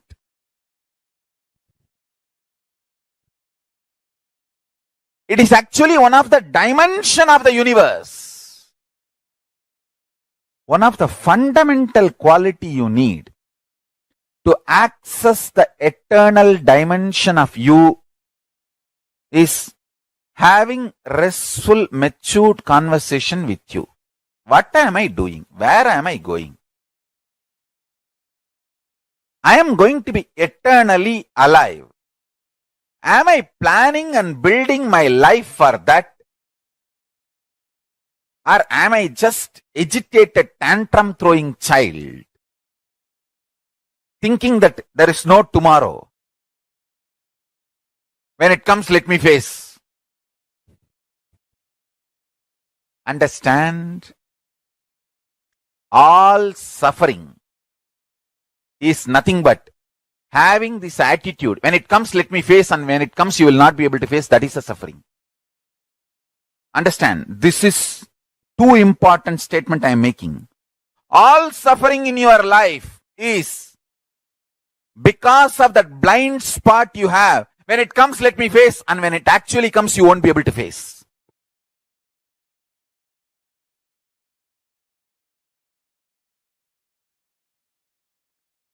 In the past, you have a full freedom to form opinion about your past, and you have full freedom to create the possibility of your future. This clarity you will get only if you decide to do tyaga. Listen. I am freed. I declare boldly, I am freed, liberated from sufferings once for all. Suffering related to past, suffering related to future. Because I decided to do tyaga. Understand? You can always sacrifice the achievements, pleasantness, bliss, joy related to your past. You can always forget that you completed PhD. But you can never forget you got delayed for one of your examination because you spent time with your girlfriend, or you slept and you did not appear for that examination. That pain you will be carrying even now. Sacrificing the past related pains, understanding even factually, many of your pains are unjustified and incorrect. Understanding even factually, your pains are not supported, justified by the reality, real happening is completion. I am repeating. Even factually, as per the real happening, what has happened, if you look what has happened from all dimension, even your pains are not justified. Your pains are not really right. Even your pains do not have justification to exist in you. If you see the past happenings multidimensionally, is completion with the past. I tell you, how much ever you say, no, I know I have some pains which are absolutely justified. No. You may be Guni, you may be Kaikeyi, you may be Surpanaga, you may be Danganaka Duck, Danganaka Dick, I don't care. You are wrong.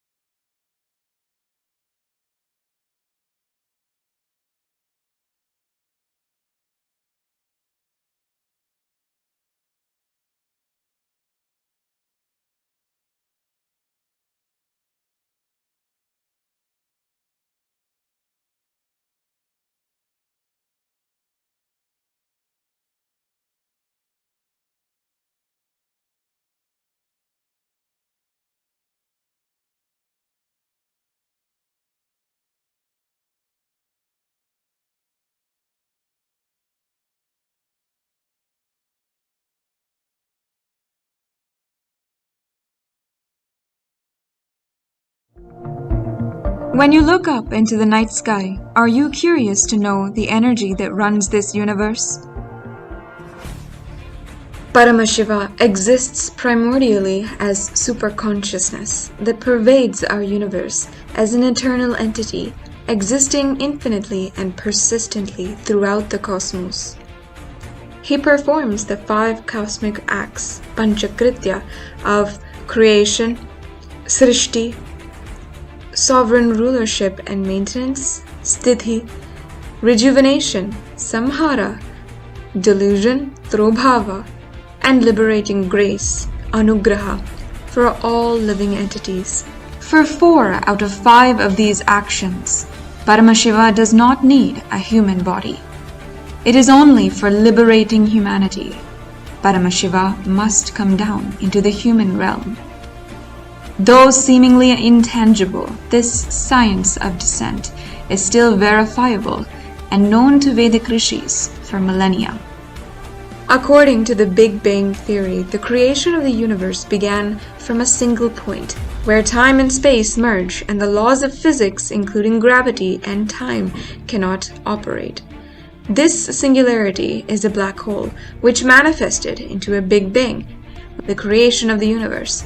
Eventually, the entire universe will once again merge back and end in a singularity, a black hole. Astrophysicists do not know what is the exact shape of a black hole. In order to attempt to visualize it, scientists constructed the best model based on the qualities of a black hole and mathematical analysis. It is evident that the uppermost portion of the black hole is the shape of a linga. Therefore, what modern-day scientists understand as a Big Bang theory is just a glimpse of what Hindu rishis have mapped as the happening of the universe and described in the Vedic scriptures. In the Skanda Puranam, Paramashiva describes the linga as everything and therefore the whole universe has originated from it. The linga is without beginning and end, and it is the eternal Brahman. The linga supports the 3 worlds and holds them up. O best of devotees, one attains the highest goal by realizing the linga. The Arunachala Puranam describes how Paramashiva manifested as the infinite shaft of light to liberate Lord Brahma and Lord Vishnu. The happening of the Lingodbhava is the creation of the universe. From the pure formlessness, the Nishkala Swarupa space, Paramashiva manifested and continues to manifest everything that exists. From black hole to Big Bang, Avyakta to Vyakta, from unmanifest to manifest, and from Linga to Lingodbhava, the pure cosmic consciousness assumes a form. Ityevam nishkalam proktam param bhavamiti smritam srishtistam lokarakshartam lokasyotpati karanam sadhakanam hitartam tu svechaya grihnate tanuhu. In this way, Shiva, who is Nishkala, without any body parts, who is the ultimate supreme being, who is established in creation, who is the cause of the creation of the universe, assumes a body out of his free will for the protection of the universe and for the welfare of the spiritual seekers and devotees. On the 3rd of January in 1978, as an answer to the prayer of millions in the modern day, Paramashiva himself descended into the human form as the most perfect incarnation, the form of the Supreme Pontiff of Hinduism, Bhagavan Nithyananda Paramashivam. This grand descent was the most auspicious happening of the millennia. But how do we know that the ageless soul who landed is indeed Paramashiva himself? The answer to this question lies once again in the records held by the starry night sky. In the constellation Akila, at approximately 12:50 a.m., on the 3rd of January 1978, a supernova appeared. In the universe, 10 million light-years away from Earth, the thermonuclear explosion of a white dwarf star caused the brightest supernovas that happened after 1886. With a peak absolute magnitude of negative 19.5, this supernova was visible to the naked eye on planet Earth.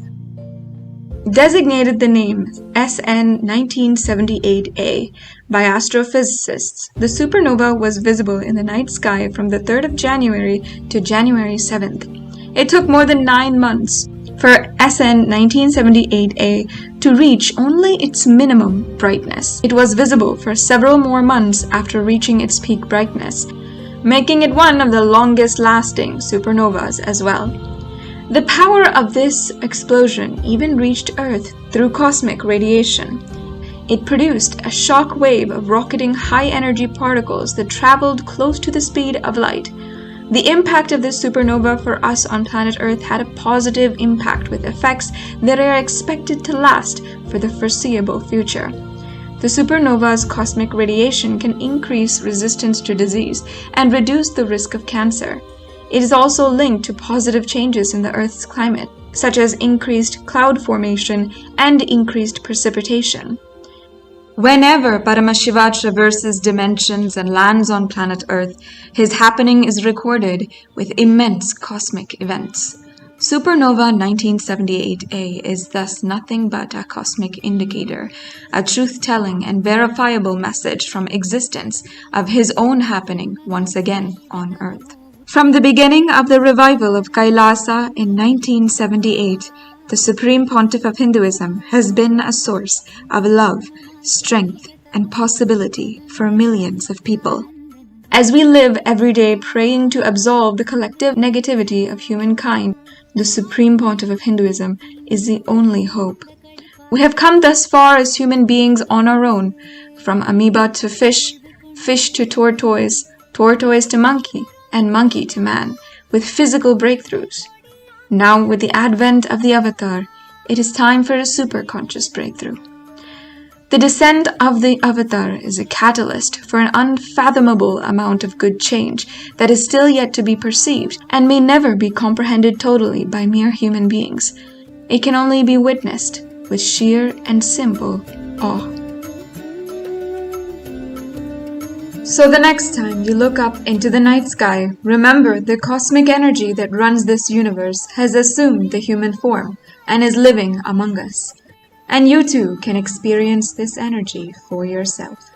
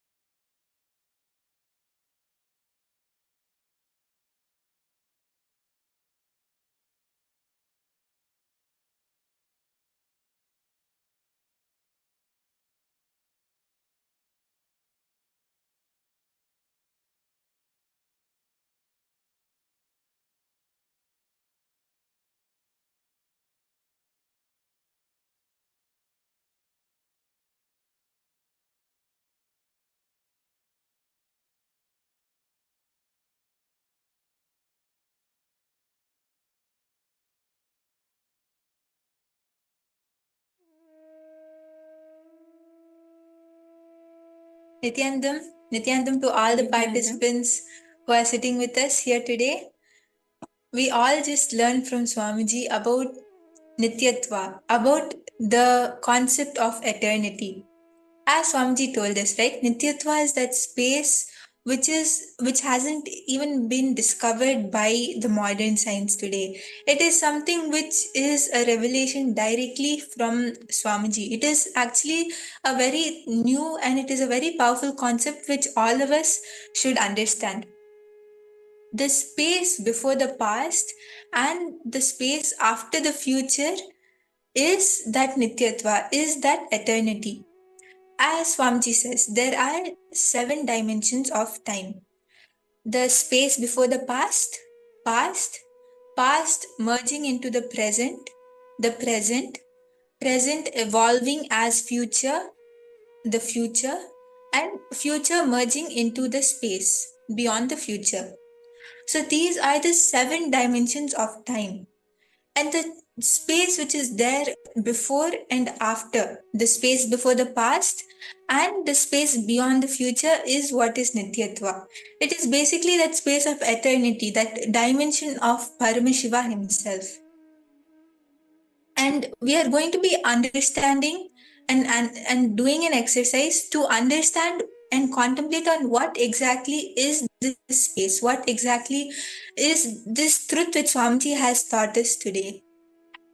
Please understand, it is a dimension of all of us. This Nityatva dimension is the eternal dimension of all of us.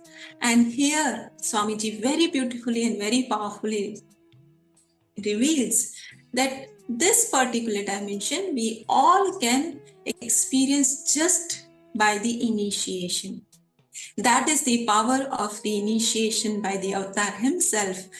No one else, but just by the initiation of the avatar, we are so blessed and so fortunate that we can experience this eternal, this Nityatva dimension of ours, the time which is beyond past and beyond future. And Swamiji very beautifully told us that in fact this Nityatva can directly in the present moment, it can take us to that space of eternity. For example, when we do the completion, when we complete with our past, at that time we can reach the space of eternity with a few births, with the time period of a few births. It may take minimum few births for us to reach that space of Paramashiva. When we are constantly in Nirvikalpa Samadhi, and when we burn all the patterns, all our desires, everything in that Samadhi space, it will still take a few births because we have so many accumulated karmas, so many accumulated patterns. But when we enter into the space of Nityatva, at that time, this entering into the space of eternity can happen in the present moment. Just through the initiation which we receive from Swamiji, we can enter into that space of Paramashivatva. I hope all of you are able to understand or relate with it. You can all the participants can also post your understandings from this session we had with Swamiji. Please do post. What is it which you clicked with? What is it which you understood from what Swamiji said in this satsang? Yes, and Swamiji very beautifully reveals how when we just step back from what we are doing, right?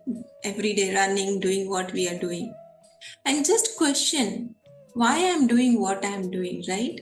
Just have those basic questions. We will be able to experience this Nityatva dimension of ours.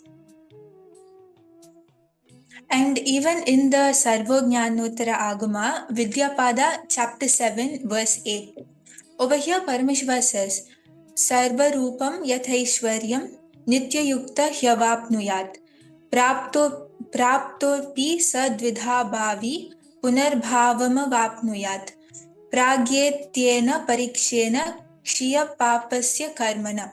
Means that the yogi who has elevated himself to that supreme state of being, that Swarupa, becomes all pervasive in the form of Paramashiva, and he is established in eternity, in that space of Nityatva, and he is endowed with the extraordinary powers of Paramashiva, that space of Paramashivatva.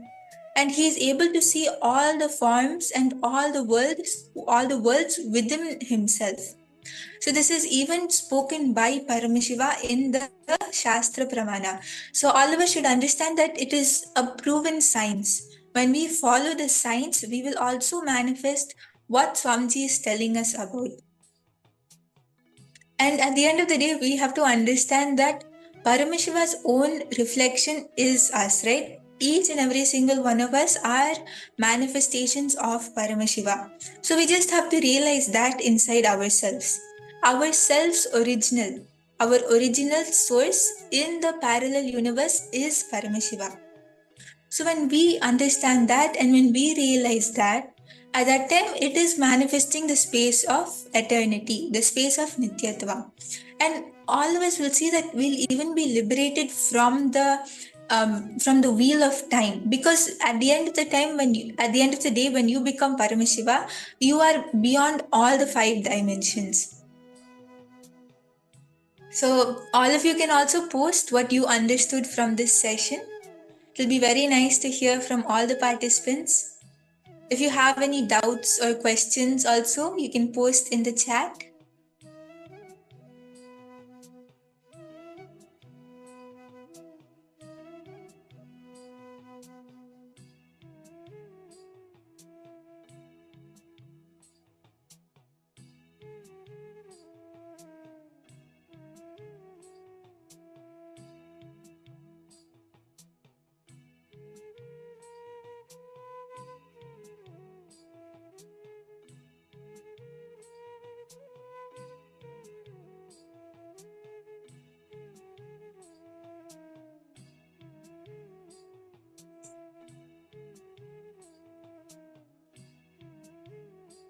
Actually, Swamiji gives a very beautiful example to tell us about this truth of Nityatva.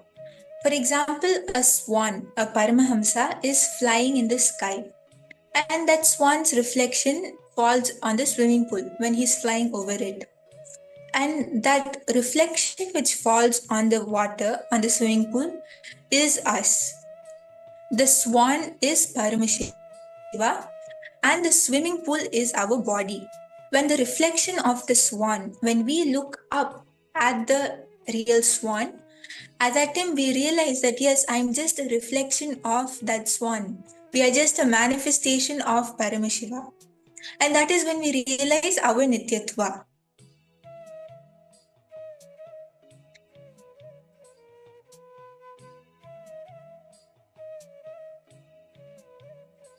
So we have 2 choices. Either we can enjoy being a reflection of the swan, of Paramashiva, or we can go back to our source. We can actually go back and experience that Paramashiva.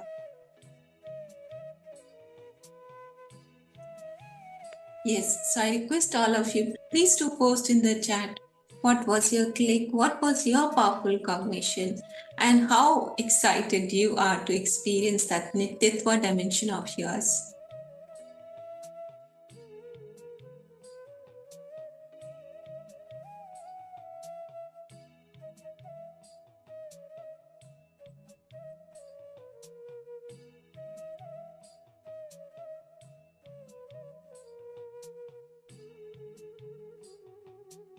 Ma Kaili, Ma Ahejendra, Ma Maria, all of you can post what you understood from Swamiji, from what Swamiji told us in this session. It will be nice to hear all of your understandings, all of your clicks. Ma Lucy, Ma Shukrandrana, all of you can post.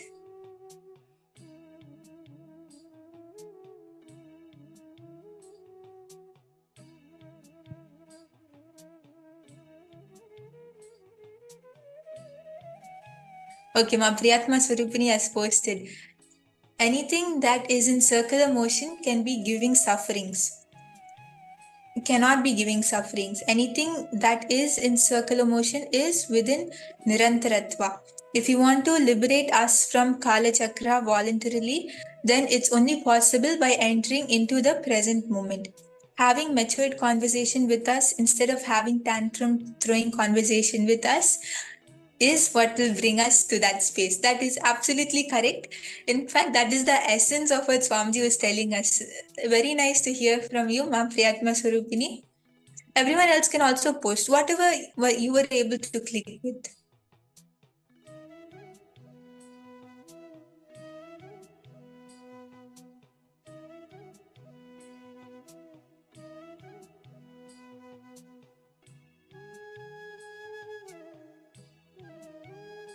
As Swamiji says, the truth of eternity is many of our patterns, fears, sufferings are impulsive, but they are not existential based. They are not real. They are not our reality.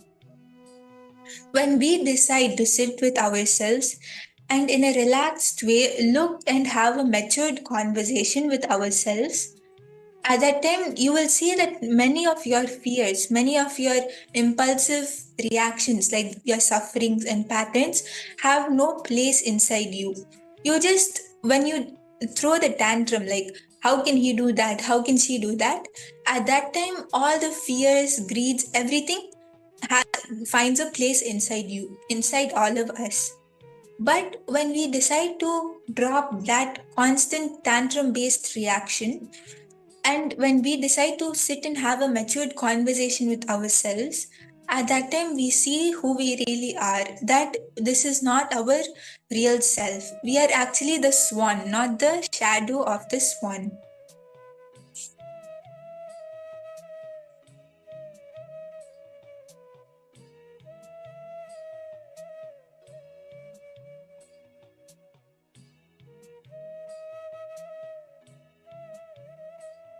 Now we are going to be doing an exercise where we will be understanding and seeing all the patterns, fears, everything which we had made a place for in the past. So we are going to be taking 10 minutes and all of you are going to be looking at your past. You're going to be looking at your past with that multi-dimensional logic and understanding, the maturity inside you. You're going to be waking up to the truth. All your pains, all your sufferings, all your fears are not justified. Whether it's logically, whether it's factually, in no way they are justified. Even as per the reality of what is happening, even if you see that, oh, this is happening to me right now, I would feel the pain. How is it not justified? Even though you see it that yes, it is justified as per the reality of what is happening, Swamiji says that even that is not justified. Because if the truth that I am Paramashiva is a fact, then how can we have suffering? Because Paramashiva does not have suffering. So we are going to be completing with all the impulsive sufferings and all the impulsive fears which we manifest inside us because of that tantrum throwing self which we show to ourselves. So I hope everyone was able to understand. If you have any questions or doubts, please do post in the chat. Otherwise, you can start the process.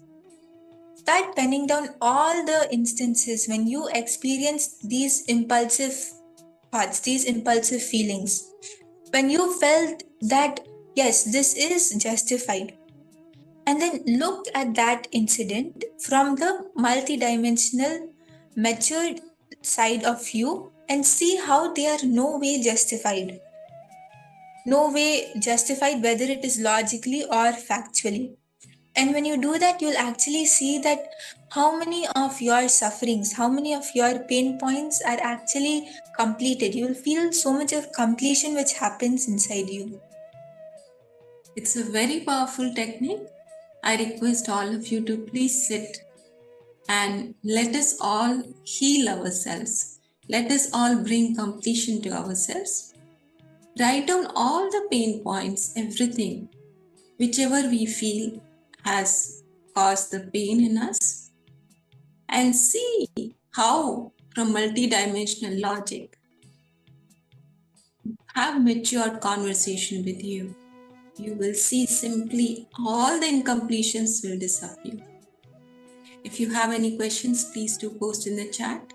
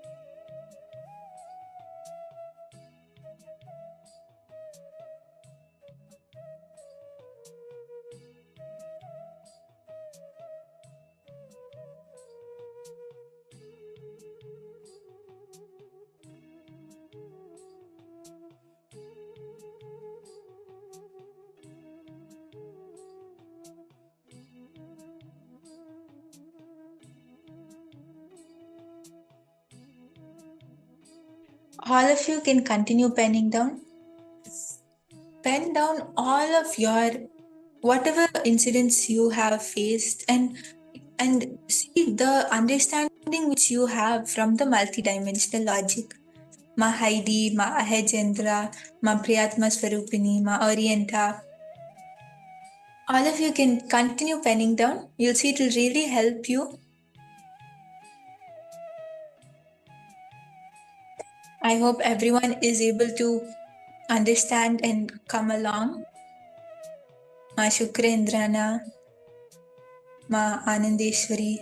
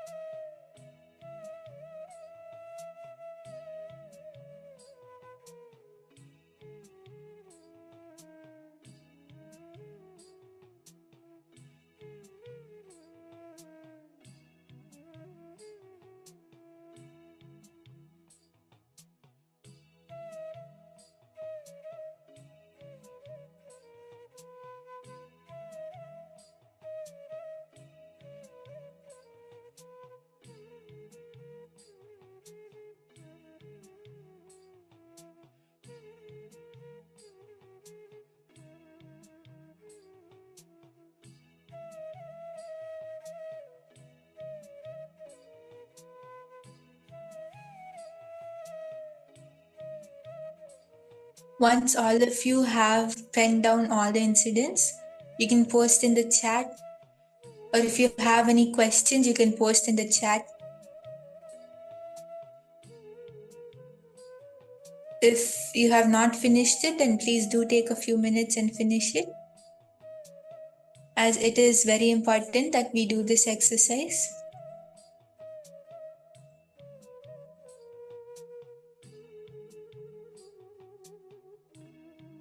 And if any one of you need any help, please do post in the chat.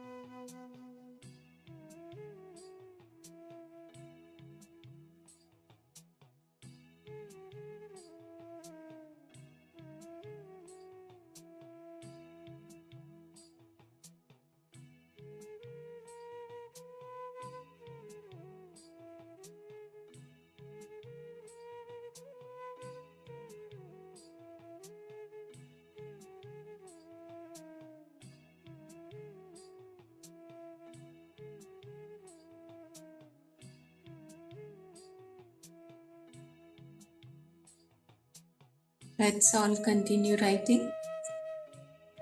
Please write down all the painful incidents and see all of them through multidimensional logic. You will see so much of healing, so much of completion will happen.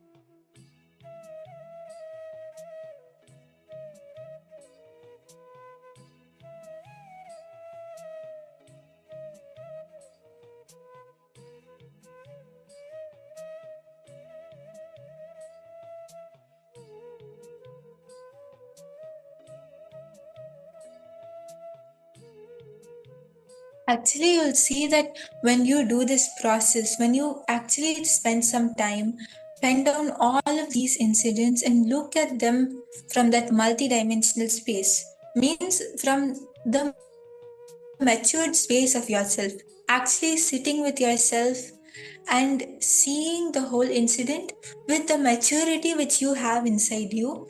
At that time, all of you, Ma Lucy, Ma Heidi, Ma Priyatma Swarupini, Ma Orienta, Ma Anandeshwari, each and every single one of you will see the difference inside you. You'll be able to manifest whatever you want. You'll be able to come out of all the incompletions, limiting cognitions, fears, everything which is there inside you. As Swamiji says, that when we hold that immature tantrum throwing self for us, we manifest hell. But when we decide to become Paramashiva, we manifest the highest possibility which we can. So it will help you in doing everything. This one exercise which Swamiji gave can really change the way you do, the way you manifest things around you, the way you function. Everything will change.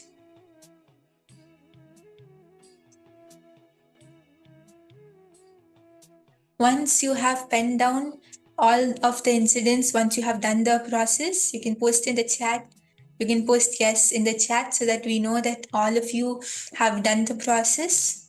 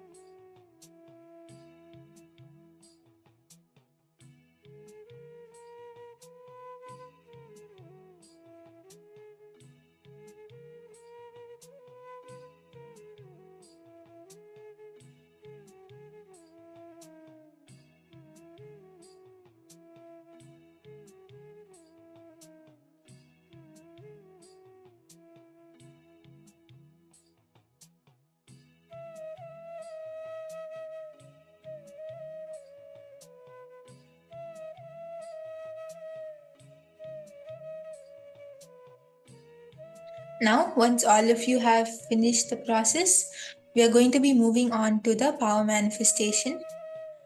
And in this round of power manifestation, all the participants will be manifesting an initial level of Akashic readings, where all of you will be scanning and identifying the details of what happened on a particular date, scanning a verifiable past. So I hope all of you are ready for the power manifestation. You can wave your hands. Yes. So now I am going to be keeping a date, a specific date, where all of you are going to be identifying the details of what happened on that date. So you are going to be scanning what is that incident which happened. Was it something happy? Was it something sad, something scary? What is it exactly? And you're going to be identifying all the information, all the details, all the whole incident. What is it which happened on that day? Where was it? All of those details. So I request everyone to please come in front of the camera and get ready for the power manifestation.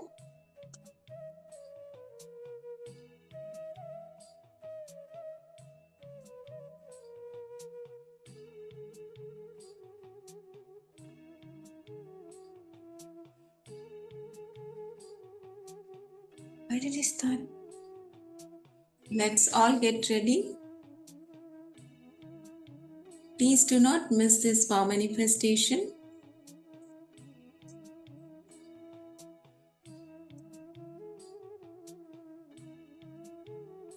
Now I request all the participants to sit straight with your head, neck and spine in a straight line and decide to connect to Swamiji, to connect to Paramashiva from the same space of maturity, from the space of Nityatva, what we all just lived, what we all just understood. Being in that same space, knowing that yes, I am the swan, I am one with the swan, I am one with Paramashiva, in that space of eternity. Connect to Swamiji in your third eye and start chanting the Mahavakya. And scan through your third eye. What exact details happened? What is the incident which happened on October 7th?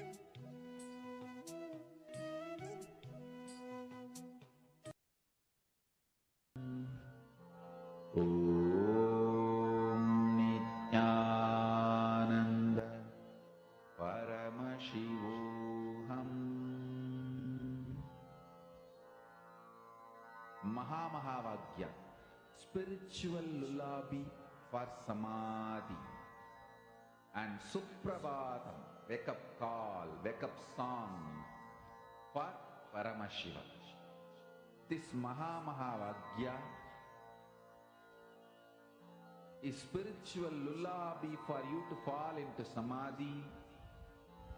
Suprabhatam, wake up song for Paramashiva to wake up in you.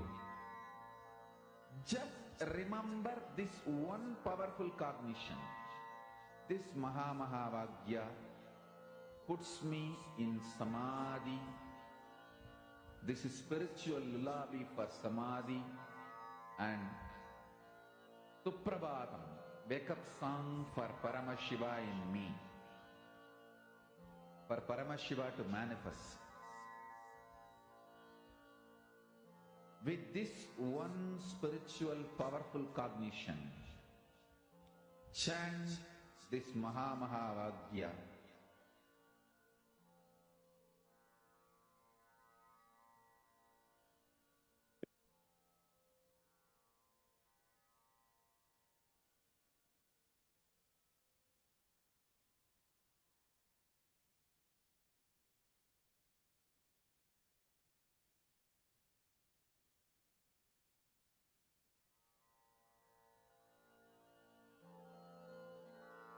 Mahavagya, spiritual lullaby for Samadhi, and Suprabhatam, wake up call, wake up song for Paramashiva, for Paramashiva to manifest.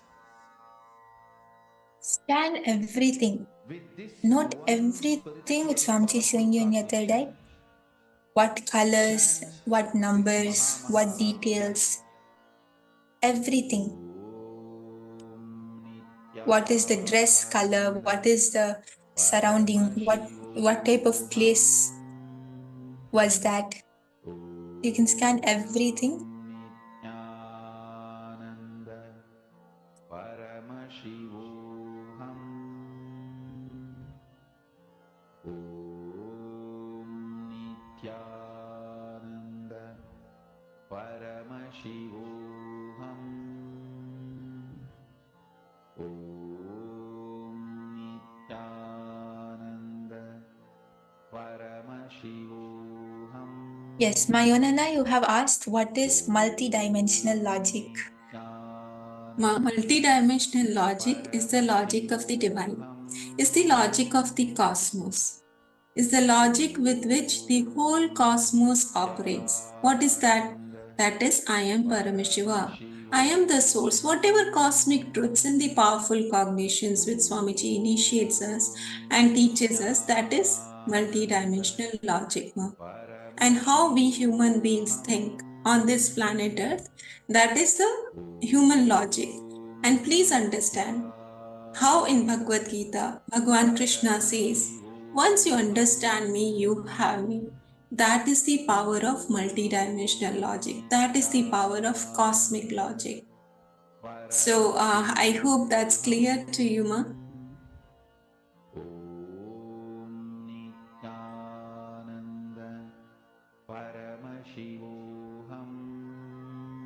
I can see a few of you have started posting what Swamiji is showing in your third eye. Once Swamiji is showing all of you the answers, you can actually take, if you have your pens and papers, you can pen down all the details. As you will see that Swamiji will show a lot of details, different colors, numbers, everything. So when you pen it down, it will help you in getting the whole picture. What is it which Swamiji is showing me? Requesting all of you to please post. Do not miss out on any details which is being revealed in your third eye. Paramashivoham. Om Nithyananda. Paramashivoham. Om Nithyananda. Paramashivoham. Om Nithyananda. Paramashivoham. Om Nithyananda. Paramashivoham. Om Nithyananda. Now I request all the participants to please settle down and you can start posting all your answers on the chat. All of you can post what is it which Swamiji has shown you. Ma Yi Ying, Ma Yonana, Ma Priyatma Swarupini, Ma Eleanor Mayer. All of you can post what answer is it which Swamiji has shown you. Okay, Ma Heidi has seen my birthday, and Ma Priyatma Swarupini, you saw that it is an event which happened outside on a sunny day, and that event occurred, looks like all greenery, and it looks to be a calm event. Okay, everyone else can also post. Ma Anandeshwari, Ma Sharmeni, Ma Lucy, all of you can post what is it which Swamiji showed you in your third eye.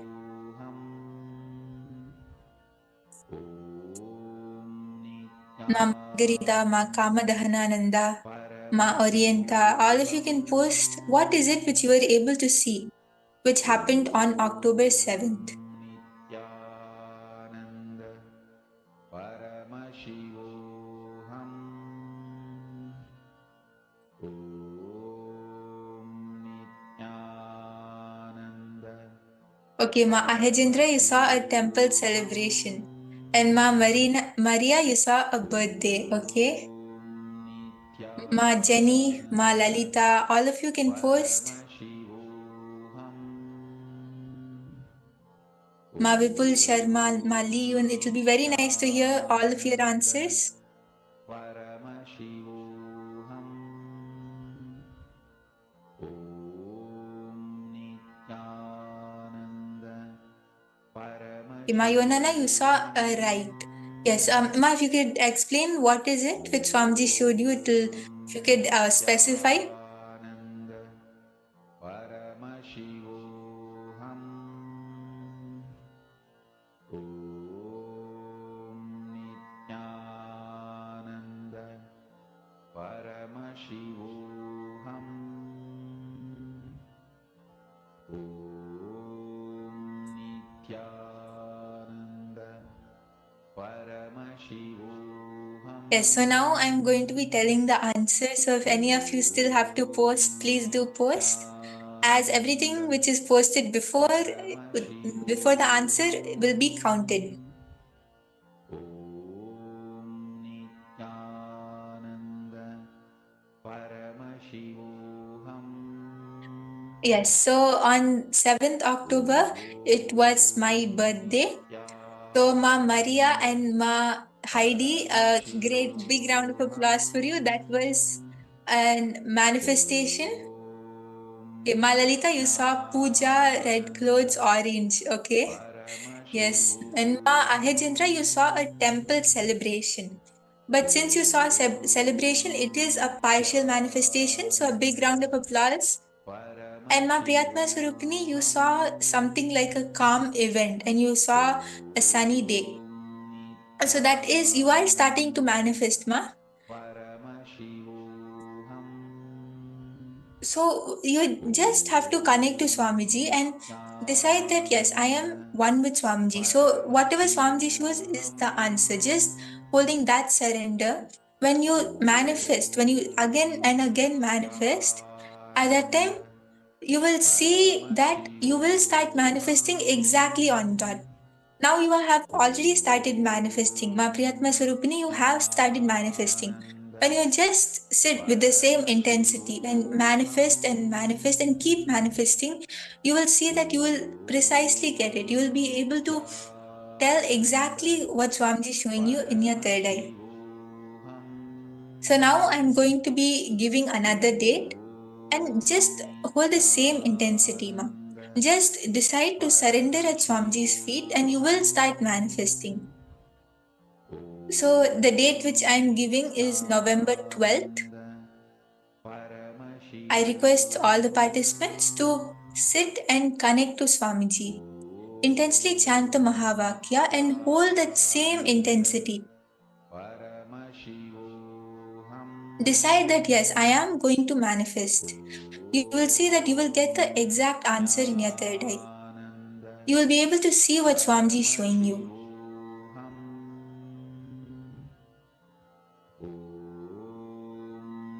Nithyananda Paramashivoham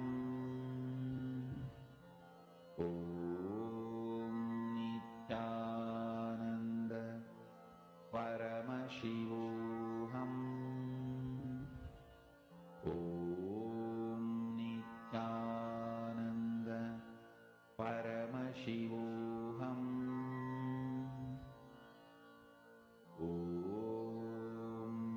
Nithyananda Paramashivoham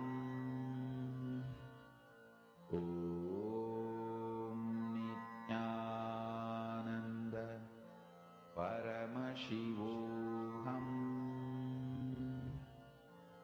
Om Nithyananda Paramashivoham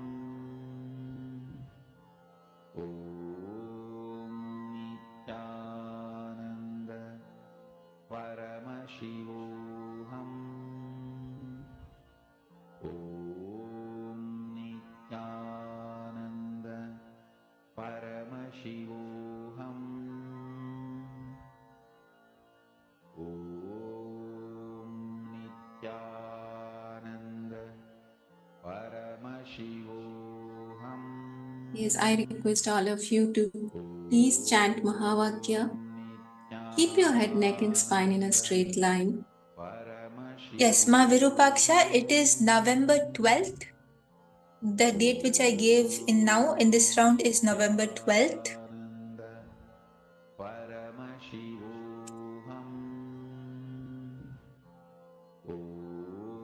Just connect to Swamiji in your third eye and you will be revealed what was the occasion on November 12th. Paramashivoham Om Nithyananda Paramashivoham Om Nithyananda Paramashivoham Om Nithyananda Paramashivoham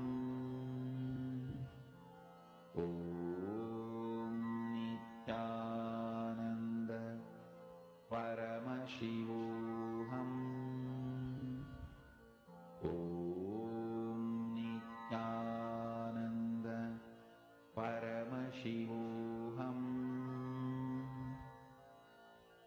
Om Nithyananda Paramashivoham.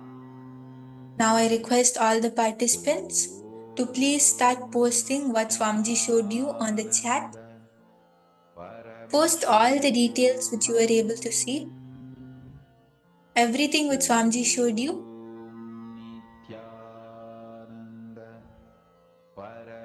You can post the dress color, any number, colors, everything. Paramashivoham. Om Nithyananda. Paramashivoham. Okay, Ma Anandeshwari, you saw a place in Germany. Okay. Yes, Ma Priyatma Swarupini, you saw a room with few precious books, and I seem to be very happy and eagerly waiting to start money that associates with those books, and maybe the beginning of knowledge started on that day. Also, you saw me wearing white color clothes. Okay, Ma Yonana, you saw purple color. Yes, everyone else can also post what Swamiji showed you. Ma Eleanor, Maya, Ma Lita, Ma Vrupaksha, Ma Sharmini, all of you can post what answer you were able to see. Okay, Ma Maria, you saw that I took sannyas on that day. Okay. Yes, everyone else can also post. Okay, Ma Hejendra, you saw a sun. Okay. Ma Jenny, Ma Lalita, Ma Leon, all of you can post.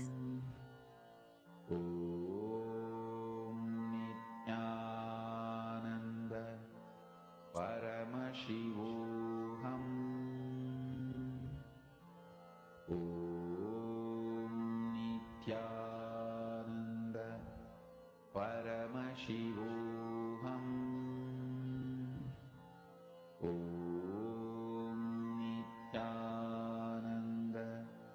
Paramashivoham. Om Nithyananda. Paramashivoham. Om Nithyananda. Paramashivoham. Om Nithyananda. Paramashivoham. Om Nithyananda. Paramashivoham.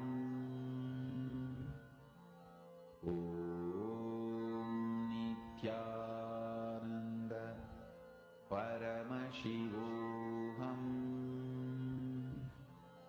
Om Nithyananda. Paramashivoham. Om Nithyananda. Paramashivoham. Yes, so many of you have posted what Swamiji has shown you. So now I'm going to be telling the answer. Yes, so on November 12th, I joined Gurukul. So Ma Priyatma Swarupini, actually you have manifested it on spot, because when I joined Gurukul, the first place where I went was Chitsabha, and at that time that was a library. It was full of books. And you told that beginning my journey, starting with something related to education and learning, and Gurukul is for that. So a big round of applause to you, Ma. You manifested 100% on dot. And also you saw the color white. At that time I was wearing white and pink color. So that is a manifestation. Ma Eleanor Mayer, you also saw white color. So a manifestation, great manifestation you have done, Ma. Yes, Ma Priyatma Surupini, you're so happy. Yes, that is actually, you can see that the manifestation actually starts happening just when we decide to connect to Swamiji and chant the Mahavakya. You will see how much you're able to start manifesting.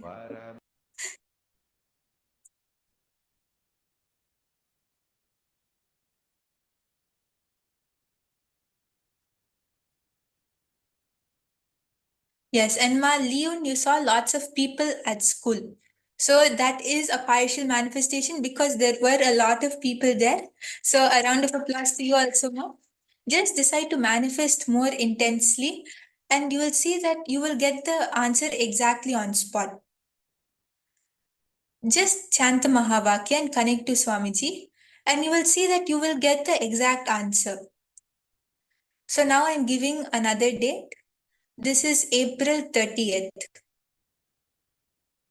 So I request everyone to please chant the Mahavakya, connect to Swamiji, and scan what happened on this date.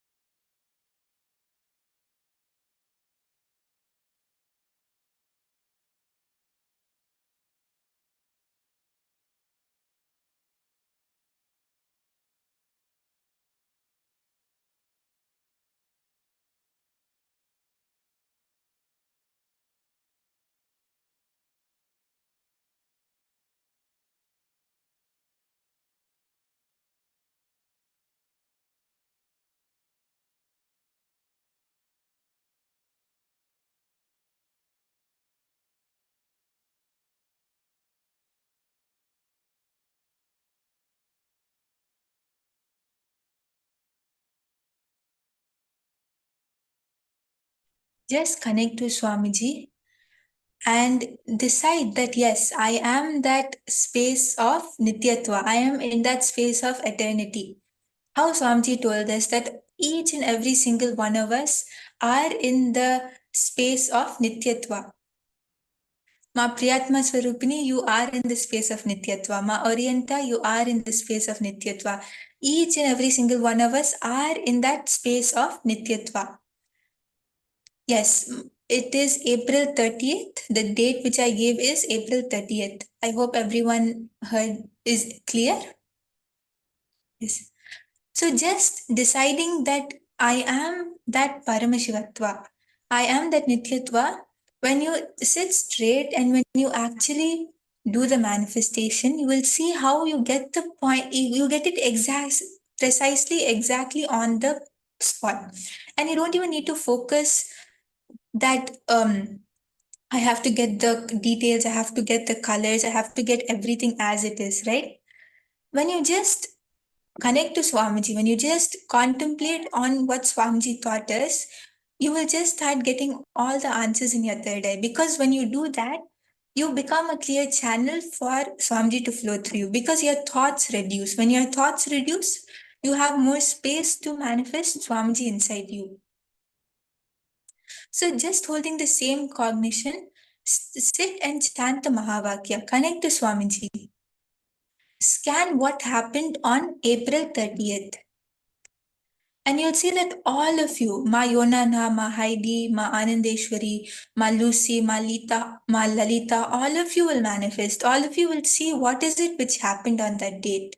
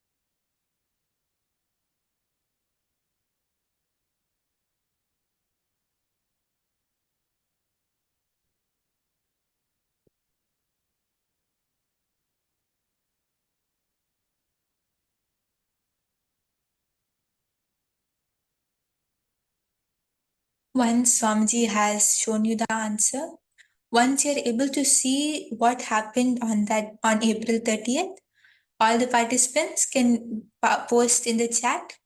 Please do post. What is it which you were able to see happened on that date?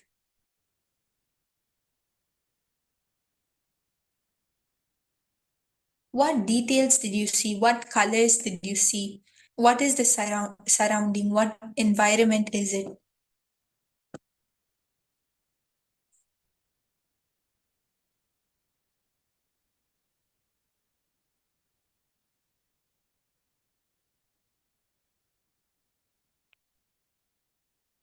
Ma Jenny, Ma Vipul, Ma Lalita, Ma Maria, all of you can post. Ma Hejendra, all of you can post what Swamiji showed you. Okay, Ma Priyatma Swarupini, you saw a water pond and a few deities. You saw Shivalingas around that place, and I am present there with full of devotion and reverence. And it's a sunny day, and it's event happening at daytime. Okay, and Ma Eleanor, you saw many people gathering on that day. Okay, yes. Everyone else can also post. Ma Stephanie, Ma Yonana, Ma Heidi, Ma Lita. What is it which Swamiji showed you? Okay, Mahajendra, you saw people eating delicious food. Okay.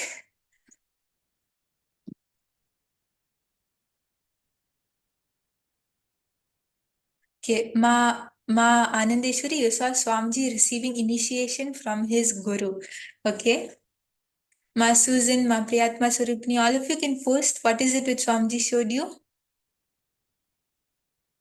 If anyone has to post, please do post.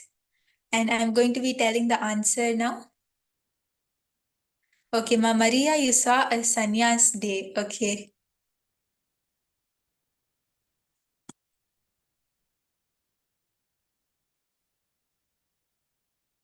Yes, so April 30th was indeed the day I took sannyas. So a great round of applause for you, Ma Maria. And Ma Ahejendra, you saw people eating delicious food. Actually, that day when I took sannyas was Kapila Jayanti. So we had a bandara. Bandara is basically where all the sannyasis will sit, and we will actually, a lot of people will eat a lot of delicious food.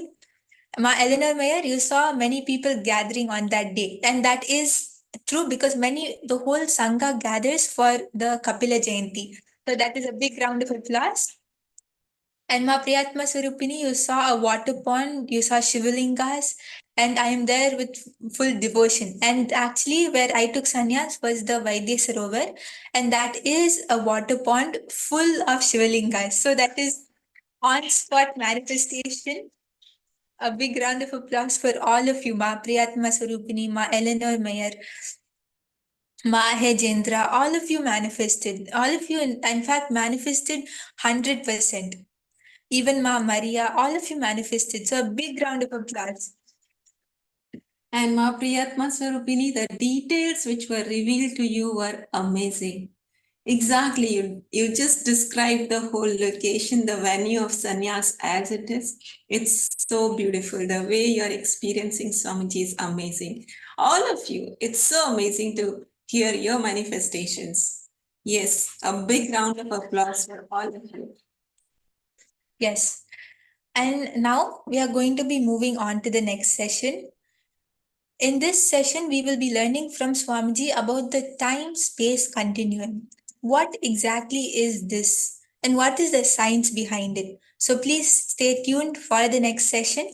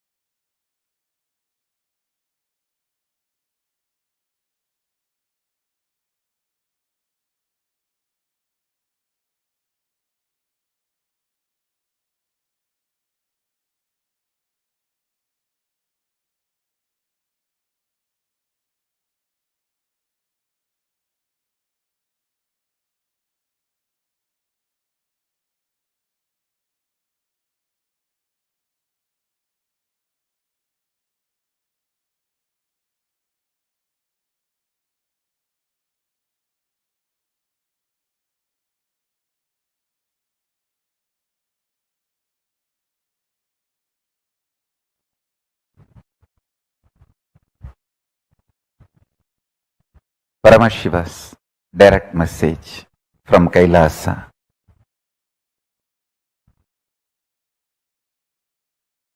The dimension of Chidabhasa of the universe, where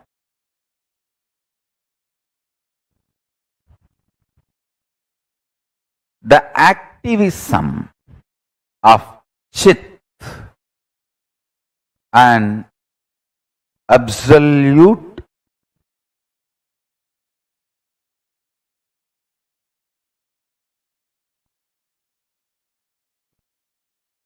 pure existential reality of Chit. Listen, the activism of Chit, we call it as Shakti. Its pure existence of Chit is called Paramapurusha.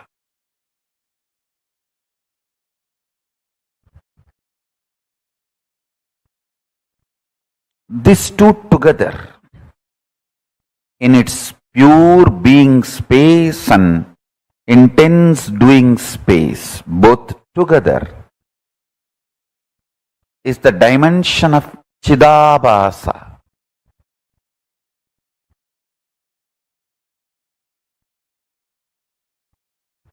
That space of Chidabhasa is the source of all these 5 dimensions of the universe: length, breadth, depth, time, space. Because modern day scientists are trying to use 2 different words, time and space, I am also using the same way, but in reality, time and space is a single sheet. One edge is called time, another edge is called space. There is no watertight compartment or clear fourth wall built between these two. As I said, for some people, that same 100-meter cloth, 70-meter will be time, 30 will be space. For some, the 30-meter will be time and 70-meter will be space. That the time, space, both are same sheet. Imagine. I can even use the word sheath. Avarana. Sheath. Sheath is also apt word. Please understand. This time and space continuum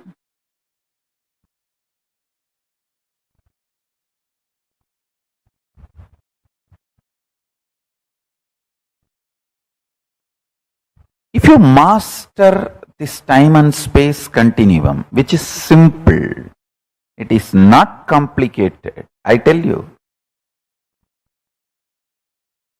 Many things which is too simple, we want to be just complicating it. Just sheer arrogance or suicidal mode.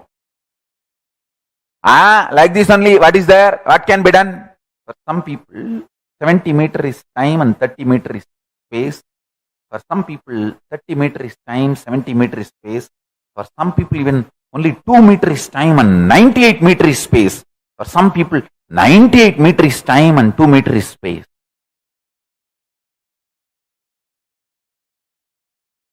Listen. When the length dimension starts manifesting its possibilities in all its multiple level, it gives birth to breadth dimension. When the length dimension and breadth dimension both starts manifesting all its possibilities in multiple level, it gives birth to depth dimension. When the length dimension, depth dimension, breadth dimension, all 3 starts giving birth to all the infinite dimensions of them in multiple levels, in all possibilities, spontaneously and simultaneously, they give birth to the dimension called time. When length, breadth, depth, time, all four starts exploding, expanding, simultaneously, spontaneously, manifesting all its possibility in all dimensions, it gives birth to the dimension called space. Understand?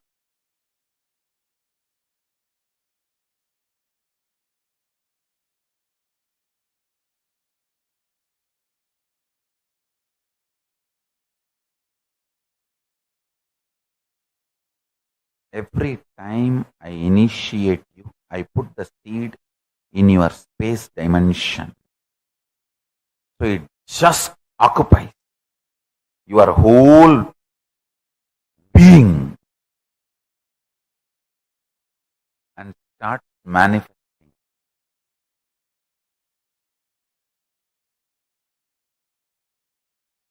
Starts manifesting as samadhi, as enlightenment, as joy, as bliss, as state of Paramashiva, as space of Paramashiva, as powers of Paramashiva. Understand? Length functions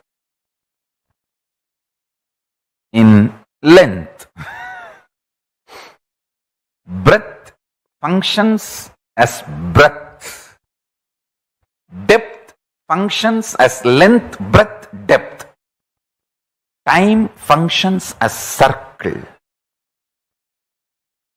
Space exists, does not function, but can be winded up into consciousness, chit.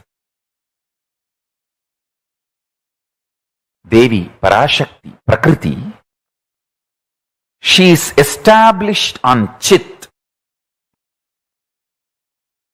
and manifests like Parashakti is sitting on Paramashiva's lap. She is established in chit but manifests that length, breadth, depth, time, space. So Tamal Tarun, understand,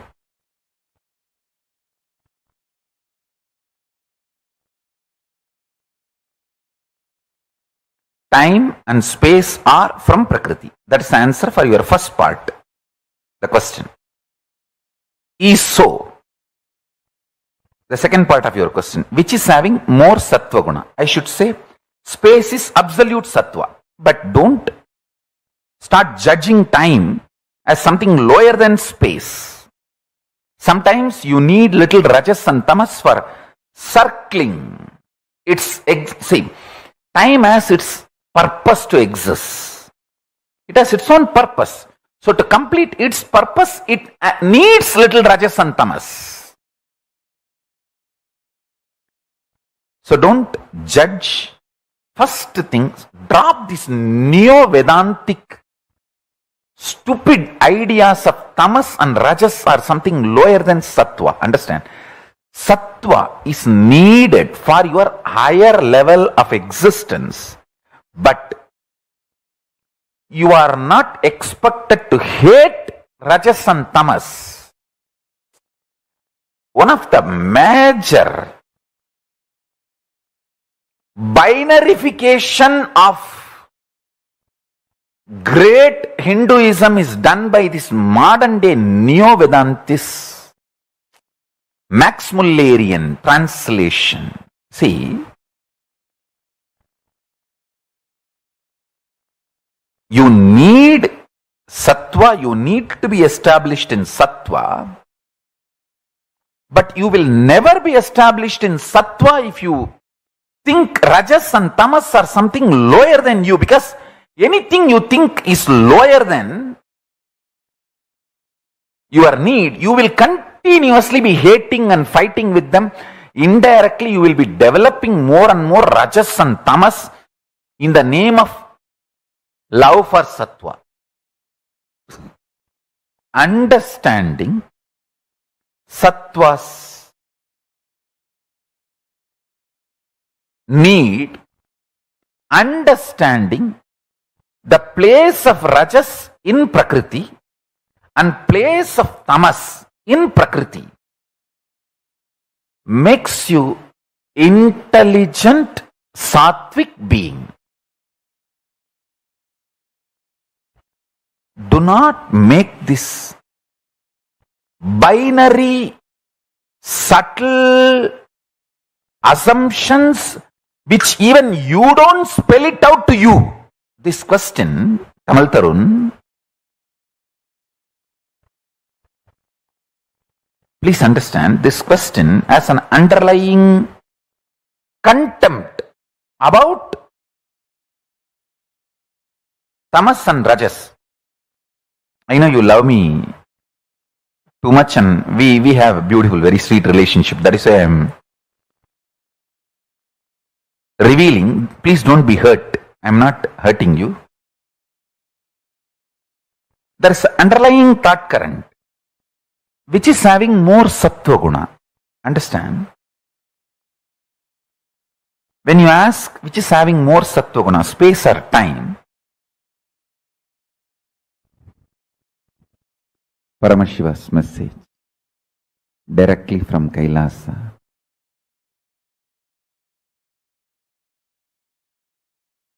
Relationship between time and space externally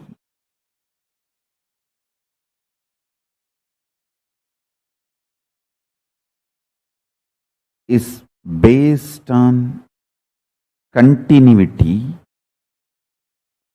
internally based on intensity. Anything planted consciously in space becomes reality in time.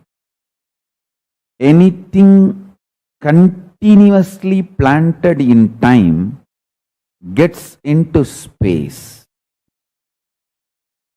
Length, by its infinite possibility multiplication. Listen.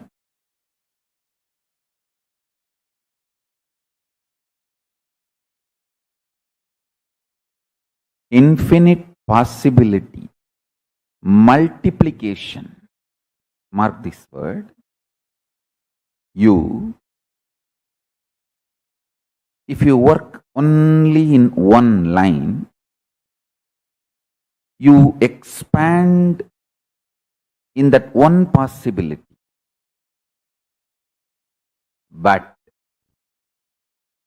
if you decide, no boundary for me, I will expand in all infinite directions, infinite possibility multiplication. Listen. If you say, oh, I am busy in becoming entrepreneur, so I can't care about health and I will have a big pot belly, dump all the junk food, no time for yoga, gym or anything. I am a great entrepreneur. At the age of 40, Monday morning blew up, over. Especially NRIs. Hey, take care of your food.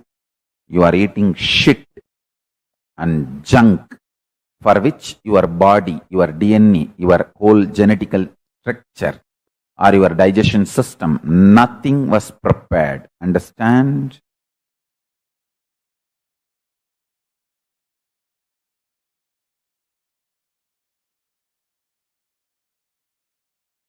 NRIs, mark my words, less you eat, more you will live long. These words are specifically for NRIs, Indians who are not living in India, especially the NRIs who are living in countries like USA, Europe, Dubai, Canada.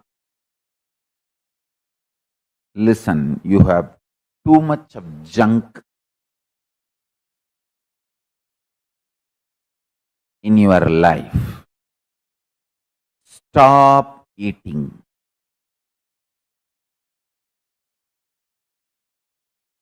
As much as possible, reduce eating. Find some excuse to stop eating. You call it Pradosha Vratam or Ekadasi Vratam, whatever Vratam, Nirahara Samyama, but stop eating. You will live long, healthy. Listen.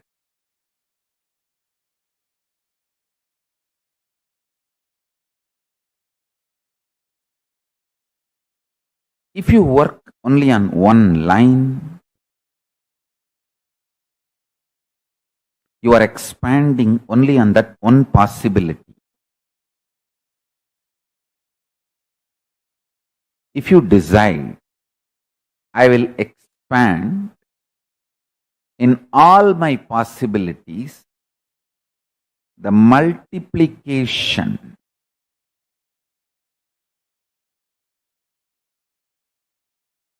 in all your possibility. It is possible. First understand, it is possible. You can have healthy six-pack body and billion-dollar business, absolutely unclutched, enlightened state,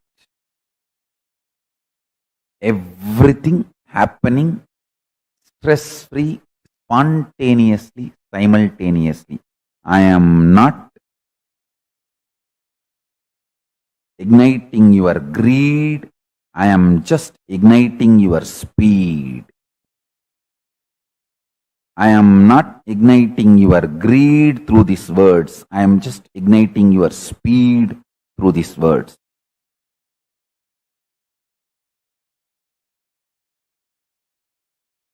That is why I am saying past has influence over your future only if you are consciously choosing the same taste or not choosing anything and lazily lying down. Even if you are lazy, the past will automatically repeat because of its very own heaviness on your inner space, chit. So listen.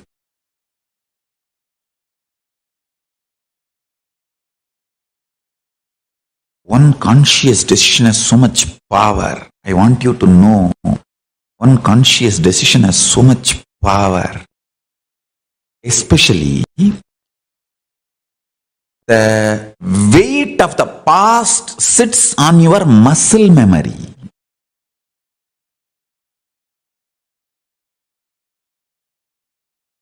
Power of decision is in your biomemory. So, when you leave the body, the weight of the past drastically reduces. You can just take off. Especially if you heard all these truths when you are in the body. Now itself, if you heard all this and gets inside your system, I'll tell you very point blank, the truth. Nothing exists other than Shiva, the existence, auspicious, iruppu, chit, Shiva.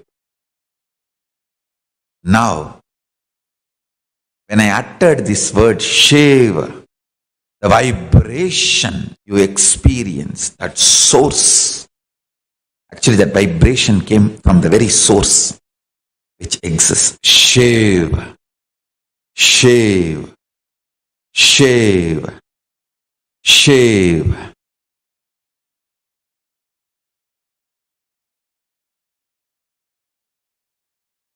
Shiva, Shiva, Shiva, Shiva, Shiva, Shiva. If you need, record it in your mobile phone, keep it as a ringtone. Shiva, Shiva, Shiva, Shiva, Shiva, Shiva, Shiva, Shiva, Shiva, Shiva, Shiva, Shiva, Shiva. That source of this vibration, only that exists. And if you start liking this vibration, liking the source of this vibration, which is auspiciously present forever, auspiciously present forever, only that exists. Out of that only you make your body, like how the clay toy you make. If you have done any doll or toy or Ganapati with clay, how you make the clay and take the clay and make whatever you want. Like that. That Shiva. You take that Shiva and start making whatever you want.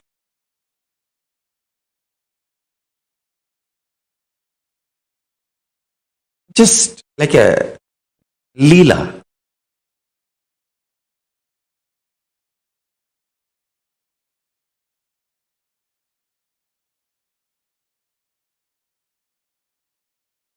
One thing I want you to know deeply. You have extraordinary willpower and energy than you can imagine. Listen. Extraordinary power than you can imagine.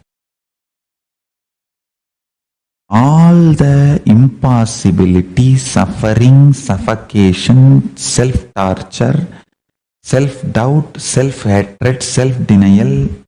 Oh, I can't do this. How can I do this, Swami? Morning itself we started telling that I have too much power. Now at least I was little peaceful. Now knowing that I have too much power and I am not able to manifest, I have a guilt also. My life is getting more complicated with all this DHT. You may have all this confusion. My responsibility is telling the truth as it is to you. That's it. I am telling you, listen. All this SDHD, frustration, guilt, all of them will lose power over you when you decide consciously declaring, because consciousness is from the plane of bioenergy. All patterns operate only in the plane of muscle memory. Listen carefully. Muscle memory is one plane. Biomemory is second plane. Bioenergy is third plane. Muscle memory is lowest. Biomemory is next, higher. Bioenergy is highest. Conscious decision is from bioenergy.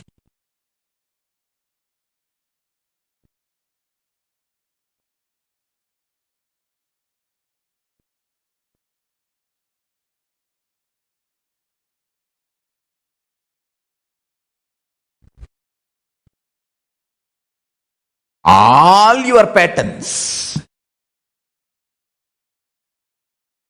SDHD. Saying, oh, we have too many SDHD. One day we feel good. One day we attend satsang, we feel awakened, alive, eternally fresh. Next day again, after one fight with my boss or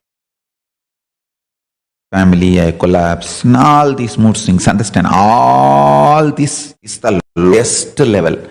Muscle memory.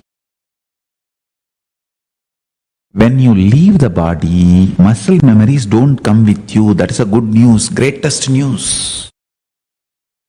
Only the biomemory and bioenergy comes with you. And the future decisions, your taste for future life only stays in biomemory. Bioenergy does not carry any pattern. It's a pure consciousness.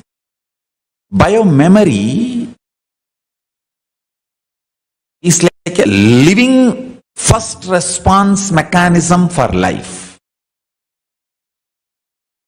That functions based on your decisions about future, not how you lived about past. Continuously, whole day in your life, whether you are walking, talking, driving, go on be talking to Paramashiva. Make him as your very own company. That is why wearing Atmalinga on your Anandaganda. Wear the Atmalinga near your Anandaganda, below the heart center, above the navel. That is the area. Exactly where I am having this kandi. This is where the Atmalinga is supposed to sit in you. Below the heart, above the navel. Wear the Atmalinga in your Anandaganda. Always. It can be vertical or horizontal. That is not a problem. Always have Atmalinga. I tell you. Go on, talk to Paramashiva. Many people are sending messages that their Atmalinga is little damaged when they are handling and they are feeling very incomplete and worried about it. Be very clear. Paramashiva is invoked in Atmalinga. True. But Atmalinga itself, if it is damaged, that does not mean Paramashiva is damaged. So don't worry. After all, Atmalinga is in the physical plane. For example, Paramashiva manifests through this body. When I had the right hand fracture, you think Paramashiva's right hand is fractured? No, be very clear. He manifests through this body. He uses this body. But this body is after all functioning within the frames of usual Panchabhuta. So understand, the Atmalinga you are wearing, Paramashiva takes that form to bless all of us. But if some small damage or something happens, you see, don't mishandle, that is true. But accidentally if something happens, don't worry about it. It is not subject need to be worried. Have your Atmalinga exchanged, get new one. I request sincerely all of you to be very sincere and protective about Atmalinga. But if something happens by accident and you break it or damage it, Paramashiva is very clearly saying in Agama, you can have second Atmalinga. We have got the references. You can give this old one and get the new one. No problem. And you are not punished for that. After all, it is the linga, physical linga is within the Panchabhutas. The framework of earth, air, water, fire and sky. So understand. Always wear the Atmalinga and intensely converse with Paramashiva. I tell you, sometimes your conversations, answers you get, intuitions you get will become reality. Sometimes it will not become reality. Don't worry about it. Go on conversing.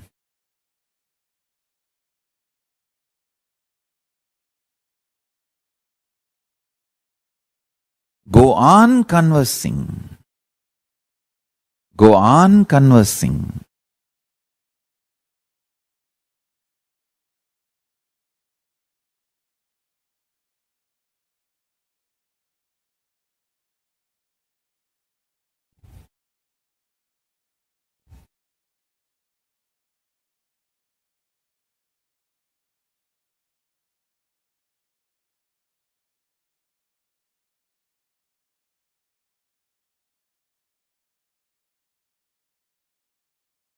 Go on conversing.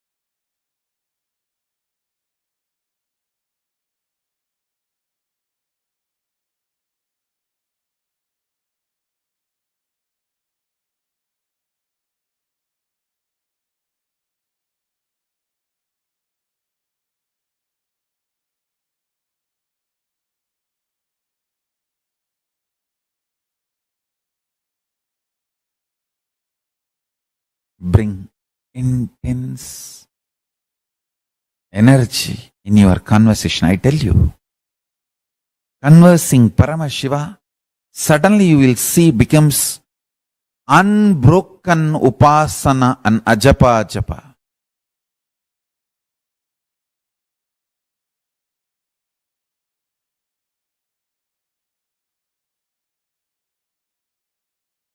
It will be like Mahavagya is continuously reverberating in your whole inner space.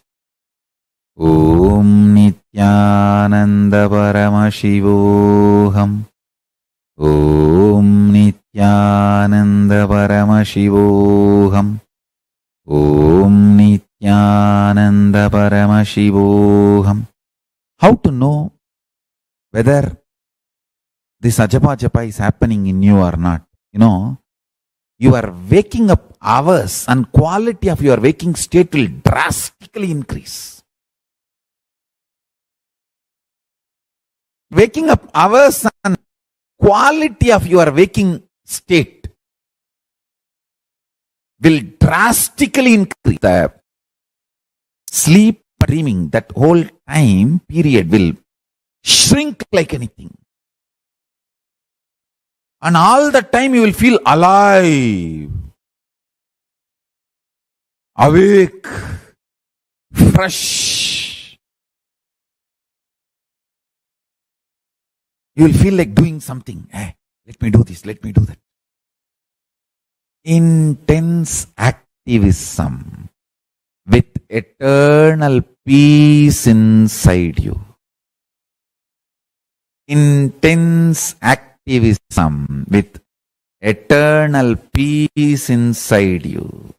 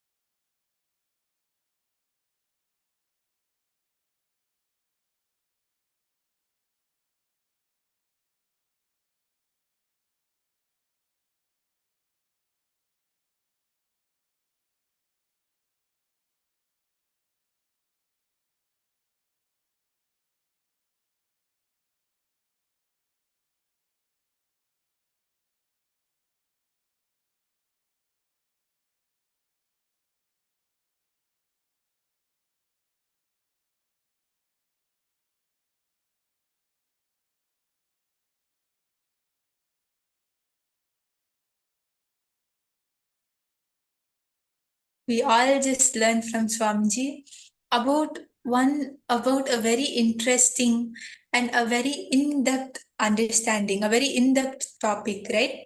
About the time-space continuum. What exactly did Swamiji tell us? What is the time-space continuum? And how is it related to us? How do we manifest that space? Swamiji very beautifully explained that the equivalent of your skin is time for the cosmos, and the equivalent of your nervous system is space for the cosmos. Now, what exactly is this time and space? Time is basically when things happen, the circular motion of things is an expression of time. When things happen in a circular motion, everything happens in the circular motion. When all the things manifest around us in that circular motion, it is time. And space is just the happening. As Swamiji said, there is no specific thing which defines space. Space is that sattva. It is just the happening as it is.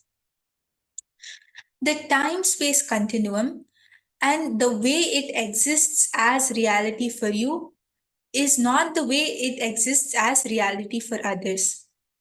All of us experience our own unique experiences of the time-space continuum.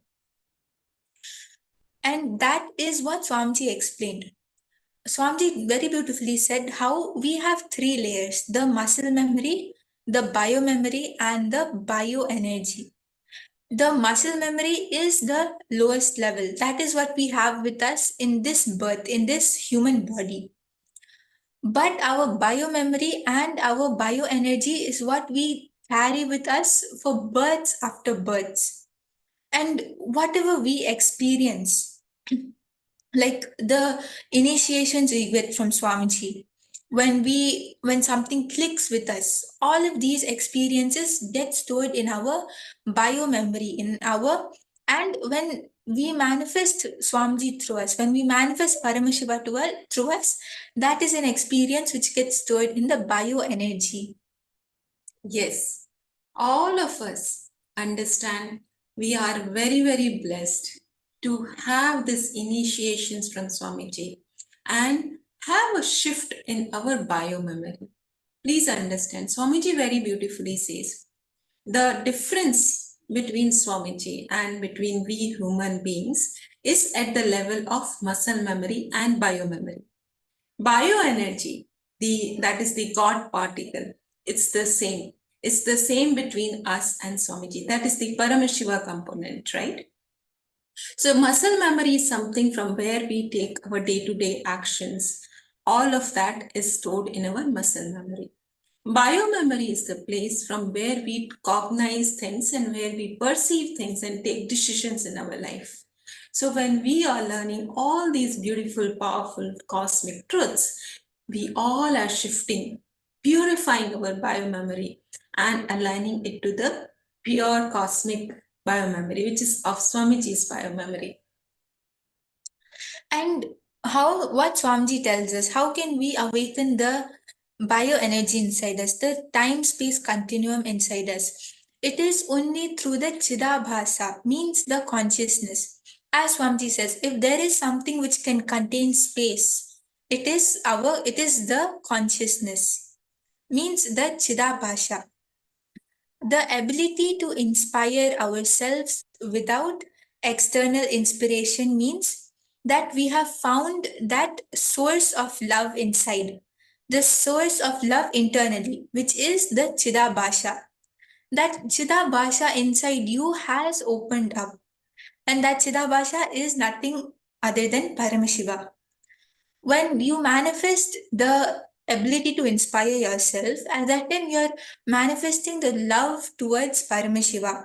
You're manifesting the love towards Chidabhasha.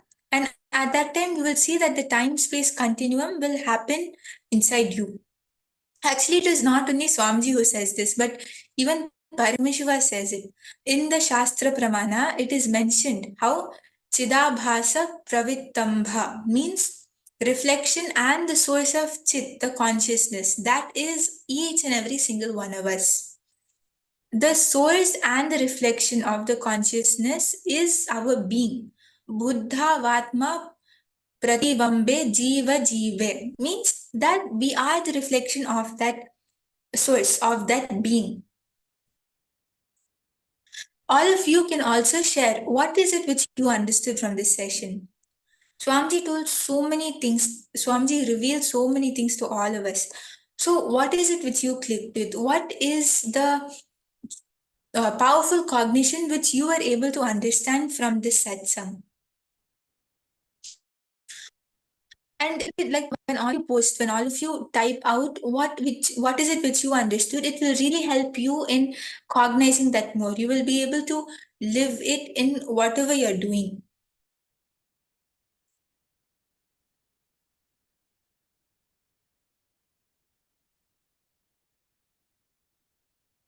So I request all of you, please post in the chat what was your click, what was your powerful cognition.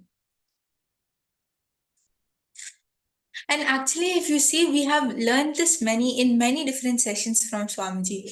How Swamiji told, whatever you hold inside you, whatever space you have inside you, that is what you manifest outside. However, you create things inside you, that is what is a reflection of you outside. That is basically what Swamiji is explaining us in this session as well. The consciousness, which is the Chidabhasha inside us, manifests as the space-time continuum outside us. We can consciously build our space-time continuum with our consciousness, which is our conscious decision.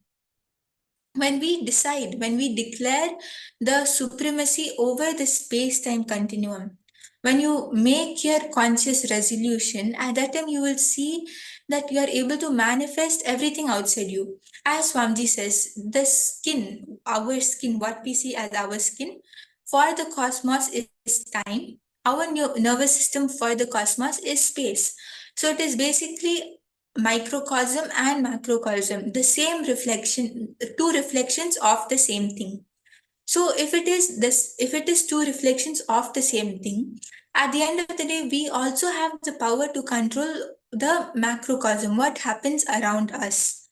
So when we, in our microcosm space, in our Chidabhasha, when we decide something, when we decide that yes, I want this to happen, at that time we manifest that as the time-space continuum, as the reality outside us. And this is exactly what we are going to be doing now in this session. Please understand the power of our consciousness, the power of conscious decision, the Satya Sankalpa. That is the key again and again and again. Swamiji tells this to all of us in different ways. So ultimately, it is our decision which we take. It's the conscious decision, the Satya Sankalpa which we take. We will have the power over everything. We will be able to manifest everything we want in our lives, including we realizing ourselves. So that is the power of our conscious decision.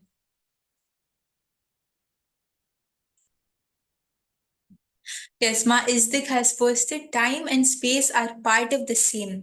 They do not have a wall, imaginary, they are part of the same sheet, Varana. That is absolutely correct. As Swamiji said, the time and space are on one sheet. They are on different corners of one sheet.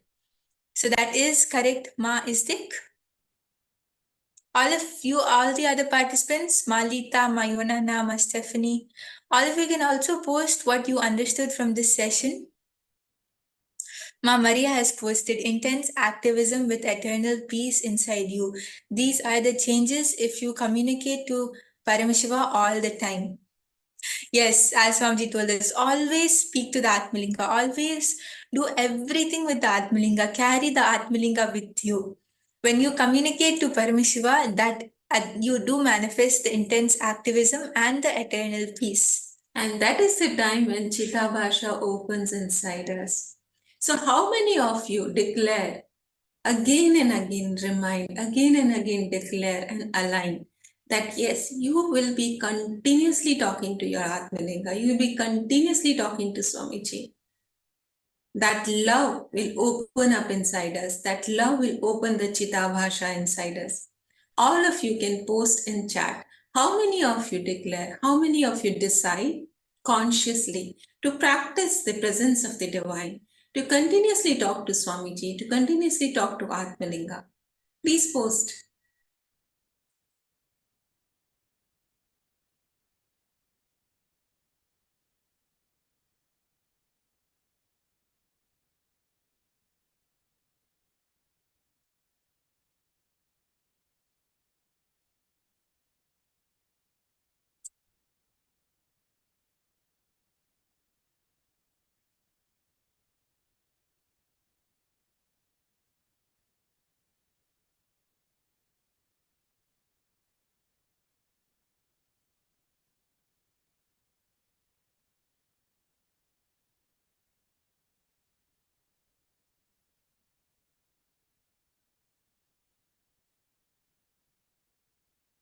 Now we are going to be doing an exercise where we will be awakening this Chidabhasha, this consciousness inside us. As Swamiji says, the love which we have for Paramashiva is what manifests Chidabhasha inside us. And when we manifest the Chidabhasha inside us, at that time we are able to have the time and space continuum inside ourselves and around us very beautifully. So we are going to be practicing and understanding this technique. We are going to be manifesting that love for Paramashiva. As Swamiji says, when you wake up your Atmalinga. When you are wearing your clothes, that time tell Paramashiva, please wake up. Please get dressed. Do the alankar for Paramashiva. When you take bath, at that time, Swamiji, please take bath. Pour a few drops of water on the linga. Wear it. Wear the Atmalinga on you all the time. And at that time, you will see how you're able to manifest. You will have such a strong connection with Swamiji, with Paramashiva. As Swamiji says, the first few days it will be monologue. But after that, you will start communicating with Paramashiva. Paramashiva will also respond back to you. When you eat, that time offer food to Swamiji also. And it doesn't have to be only at that time. We can start it right now. Just a decision that yes, I am going to relate to my Atmalinga. I am going to manifest that love, that Chidabhasha inside me. Just connect to Swamiji, connect to your Atmalinga, start practicing the presence of Paramashiva.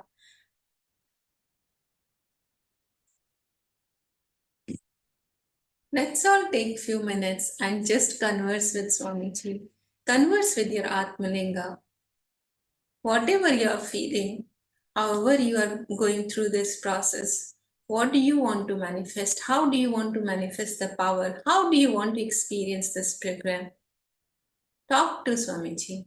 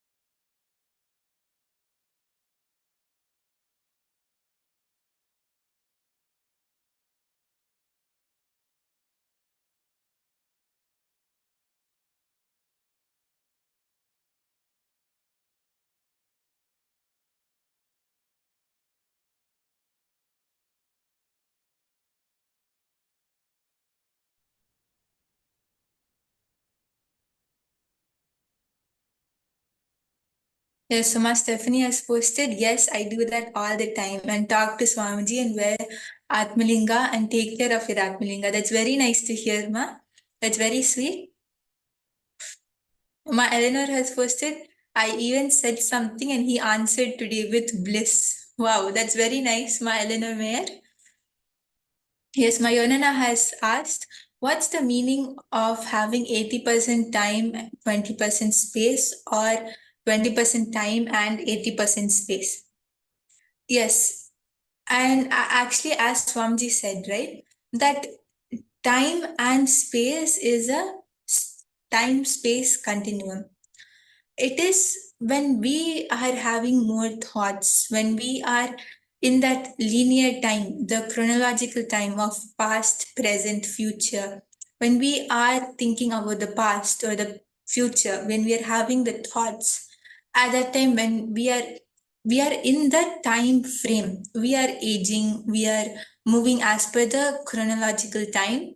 And when we are more into that space, at that time we are having the 80% time and we are having less of space, means less of the thoughtlessness, less of unclutching, less of just being. But when we have less thoughts per second, when we are more away from the chronological time, when we are just being who we are with less thoughts, at that time we are manifesting 80% space and 20% time. Yes, my Eleanor has also posted, because it is one line. Time and space is on one and the same line. It's a continuum.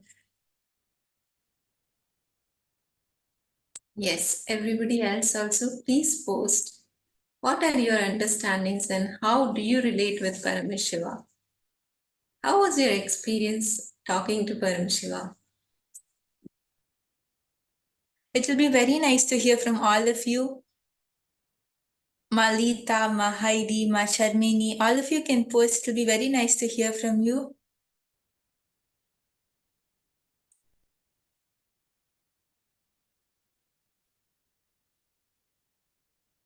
Yes, Mayonana, I think you understood. That's very nice. You can also post, Ma, how do you relate to your Atmalinga? How do you talk to Paramashiva?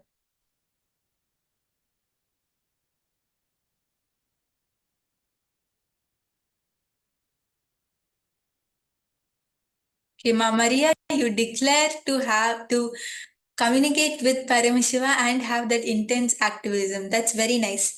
Even Ma Lalita, Ma Margarida, all of you are also declaring. That's very nice to hear.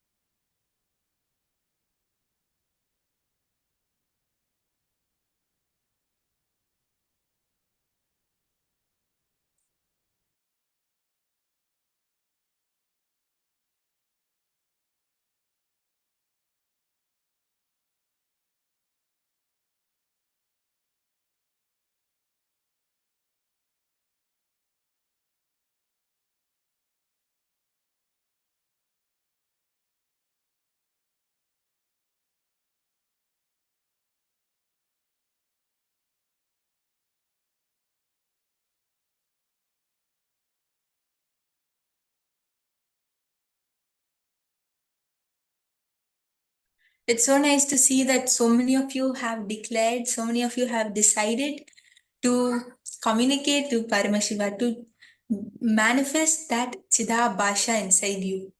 Actually, we'll see that just this declaration, just this decision will really help you in manifesting whatever you want, whether it is power manifestation, whether it is manifesting a reality, whether it is whatever it is, you will be able to manifest it with this declaration, with the space of your consciousness, with your conscious decision. Because when you have the conscious decision, at that time you manifest the time space continuum outside you. And this is the perfect time to manifest it right away, right? With your conscious decision, you will be able to see through the space and see what happened on a particular date. So we will continue the same power in this round as well. So I request everyone to please come and gather in front of the camera. Please get ready for the power manifestation. In this round, we are going to be identifying the details of what happened on a particular date.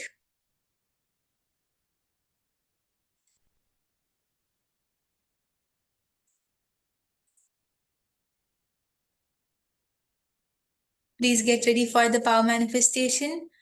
Ma Maria, Ma Heidi, Ma Anandeshwari, Ma Priyatma Swarupini. I hope all of you are ready and we can start the power manifestation now. So in this round of power manifestation, I am giving the date as 16th of February. Please scan what happened on 16th February.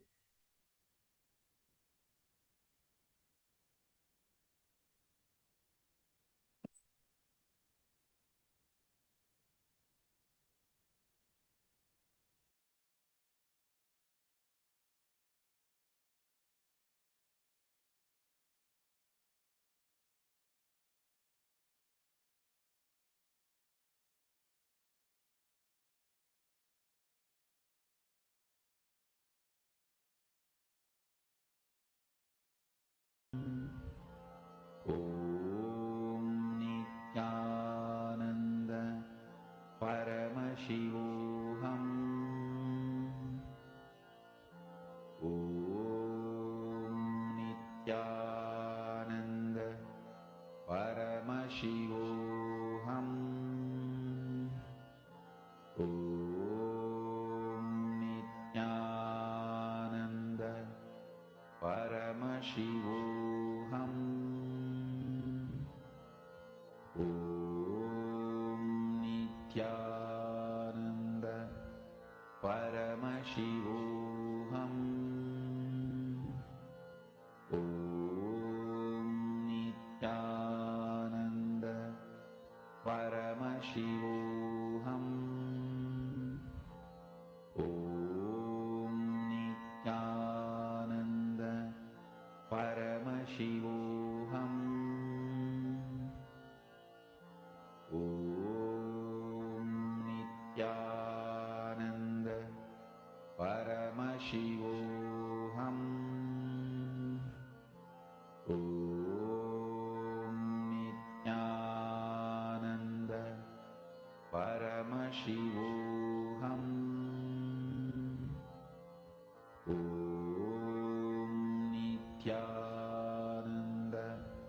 Paramashivoham.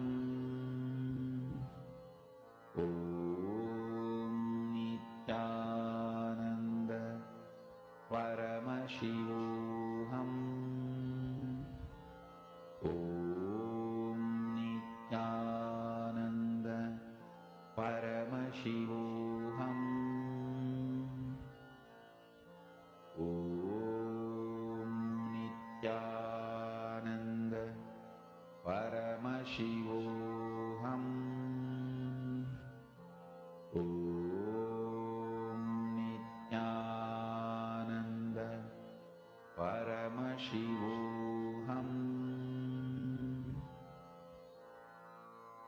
Mahamahavagya, spiritual lullaby for Samadhi, and Suprabhatam, wake up call, wake up song for Paramashiva. This Mahamahavagya is spiritual lullaby for you to fall into Samadhi. Suprabhatam, wake up song for Paramashiva. to wake up in you. Just remember this one powerful cognition. This Mahavagya puts me in Samadhi. This is spiritual lullaby for Samadhi and Suprabhatam, wake up song for Paramashiva in me. For Paramashiva to manifest.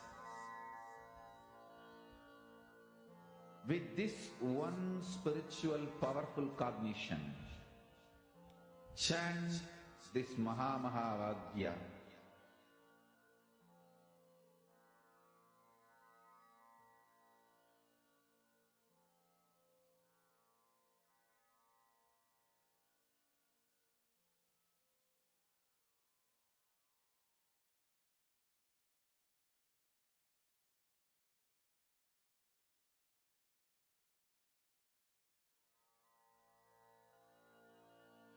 Continue chanting the Mahavakya and look through your third eye. What is it which Swamiji is showing you? What are the details? What are the colors? Wake up song for Paramashiva. What is the feeling which you are having inside you? With this one Scan everything in detail. Chant this Mama Maria has posted, when I ask Paramashiva's help, he delivers in the most prompt and unexpected way, showers with presence. That is how our Paramashiva is, our Swamiji is. Now in the same space, ask Paramashiva, ask Swamiji to show you what is it which happened on 16th February. Nithyananda Paramashivoham.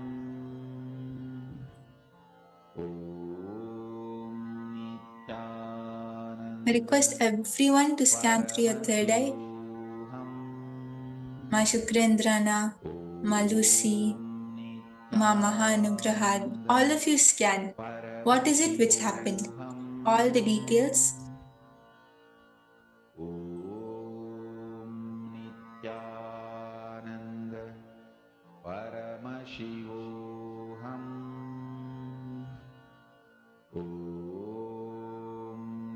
Nithyananda Paramashivoham.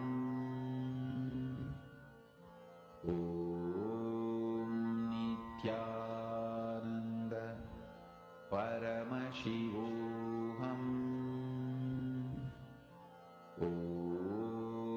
Nithyananda Paramashivoham. Nithyananda Paramashivoham.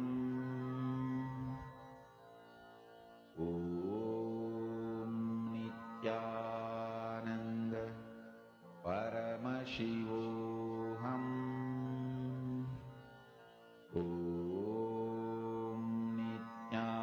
Nithyananda Paramashivoham.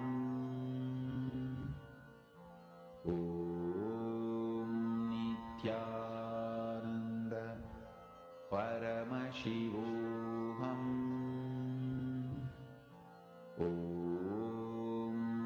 Nithyananda Paramashivoham. Nithyananda Paramashivoham.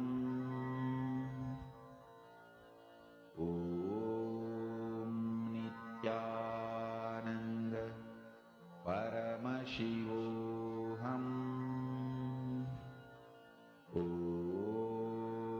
I request all the participants to start posting what you were able to see. What is it which Swamiji showed you, which happened on February 16th?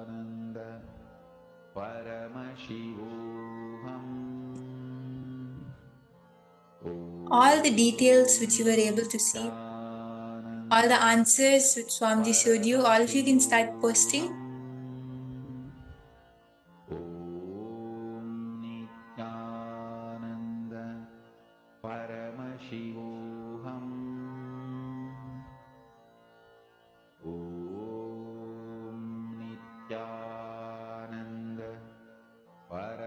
Paramashivoham.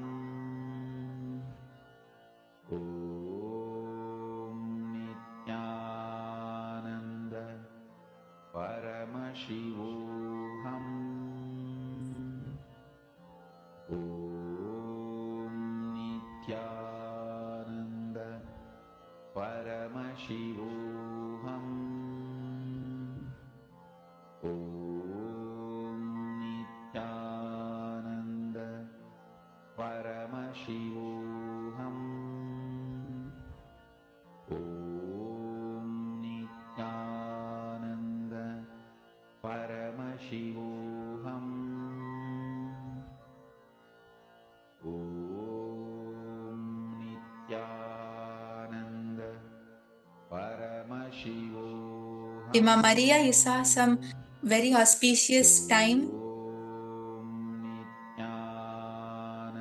and you saw happy and you saw content, very deeply content. And Ma Ahajendra, you saw Swamiji with long jatas dancing, power manifesting, and the feeling is joyous and happy. Okay.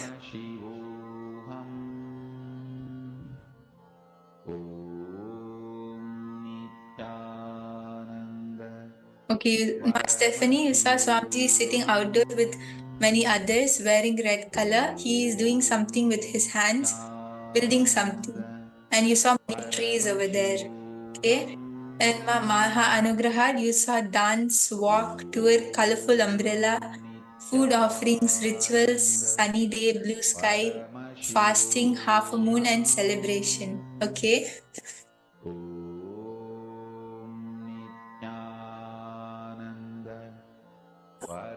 Yes, everyone else can also post as I'm going to be telling the answer now. Ma Jenny, Ma Shivali, Ma Rashida, all of you can post what Swamiji showed you. Ma Vipul Sharma. It will be very nice to hear from all of you. Whatever is being revealed, please post. Do not use logic. Whatever Swamiji is revealing, please post in the chat. Yes, so I'm going to be telling the answer now. So the answer for this was, it was Ma Yogaprana's birthday, and Ma Mahanugrahat, you saw colorful umbrella, food offerings, rituals, sunny day, blue sky, and you saw celebration. The celebration is a manifestation. That is amazing. And Ma Stephanie Daters, you saw Swamiji sitting outdoor. But you saw Swamiji actually on this day. Swamiji had come for darshan and gave blessings and gave birthday blessings to my Yoga Prana also. So that is a partial manifestation. That is amazing. Yes, and so many of you were able to see Ma Eleanor Mayer, you saw an event. So that is also a manifestation. So many of you are starting to manifest. Just sit in the same intensity and continue the manifestation. You'll see that you will start getting it exactly on spot. So now we are going to be entering into the second round. And I request all the participants to please scan what happened on April 14th in 2018. Connect to Swamiji, chant the Mahavakya, and look through your third eye what exactly happened on this date. We'll repeat the date. It's 14th of April 2018. Requesting everybody, please connect to Swamiji.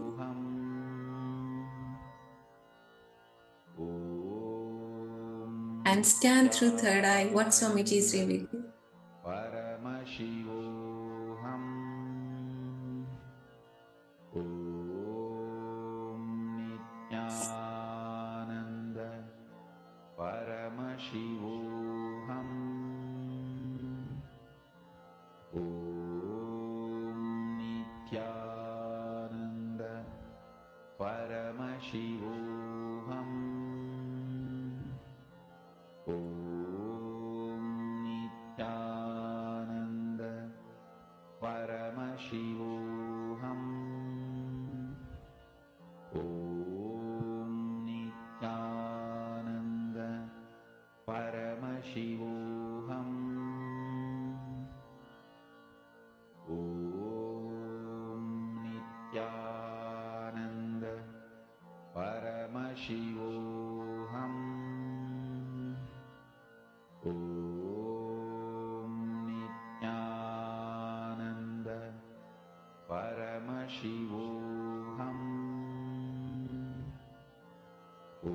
Let's keep chanting our Vakya. Please keep your head, neck and spine in a straight line.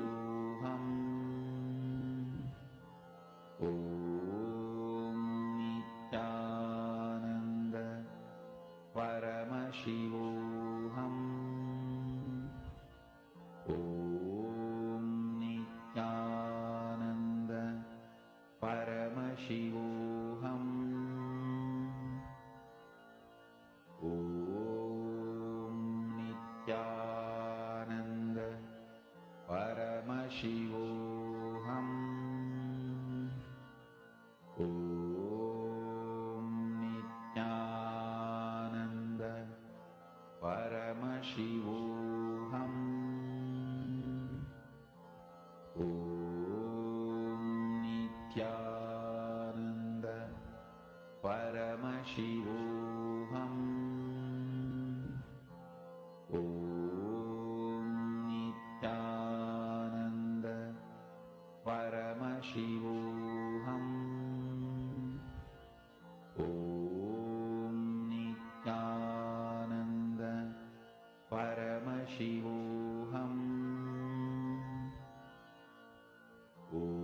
Om Nithyananda. Paramashivoham. Om Nithyananda. Paramashivoham. Om Nithyananda. Paramashivoham.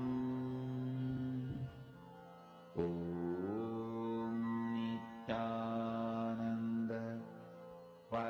Paramashivoham. Om Nithyananda. Paramashivoham. Om Nithyananda. Paramashivoham. Om Nithyananda. Paramashivoham. Om Nithyananda. Paramashivoham. Om Nithyananda. Paramashivoham. Om Nithyananda. Paramashivoham. Om Nithyananda. Paramashivoham. Om Nithyananda. Paramashivoham. Om Nithyananda. Paramashivoham. Om Nithyananda. Paramashivoham. I request all the participants to post what you were able to see in your third eye. Post all the details of everything which Sanji showed you.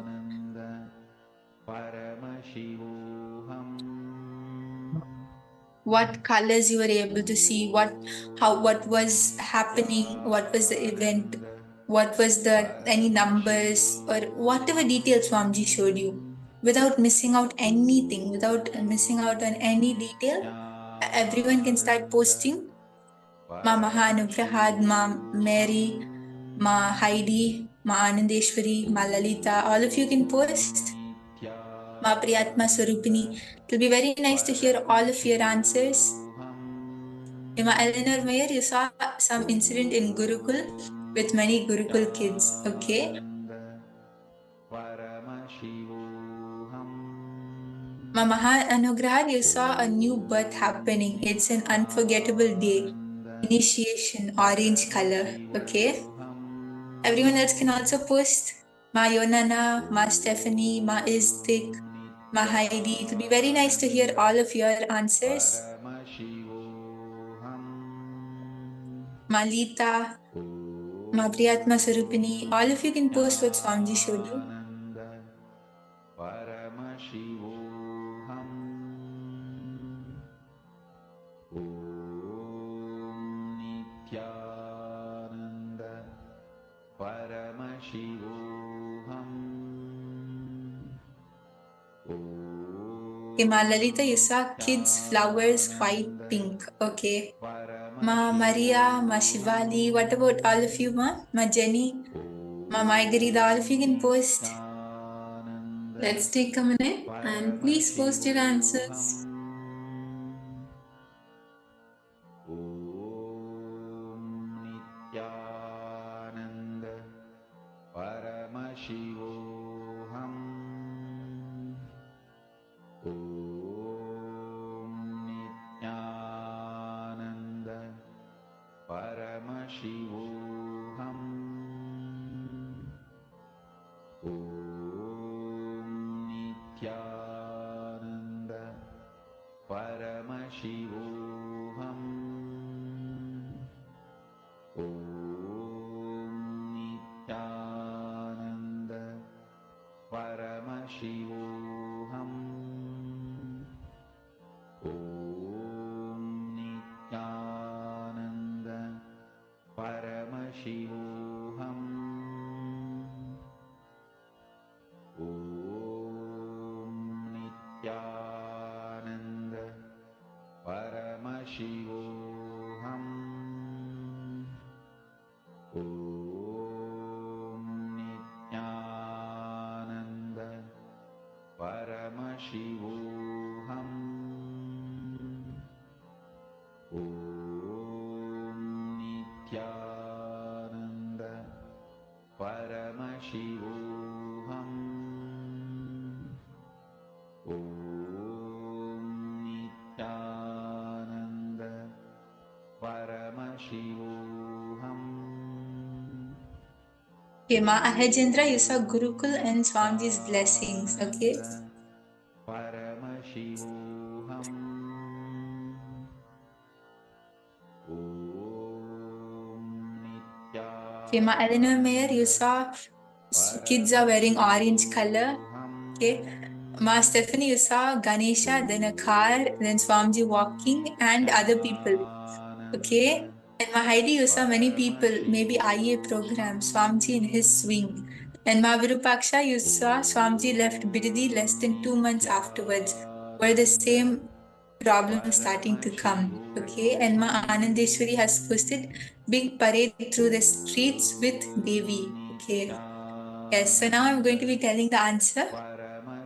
So April 18th of April 2018 was actually the day when the Golden Temple of Paramashiva got inaugurated. It was the inauguration of the Golden Temple where Swamiji himself came and did the whole inauguration. In Adi Kailash, Bangalore.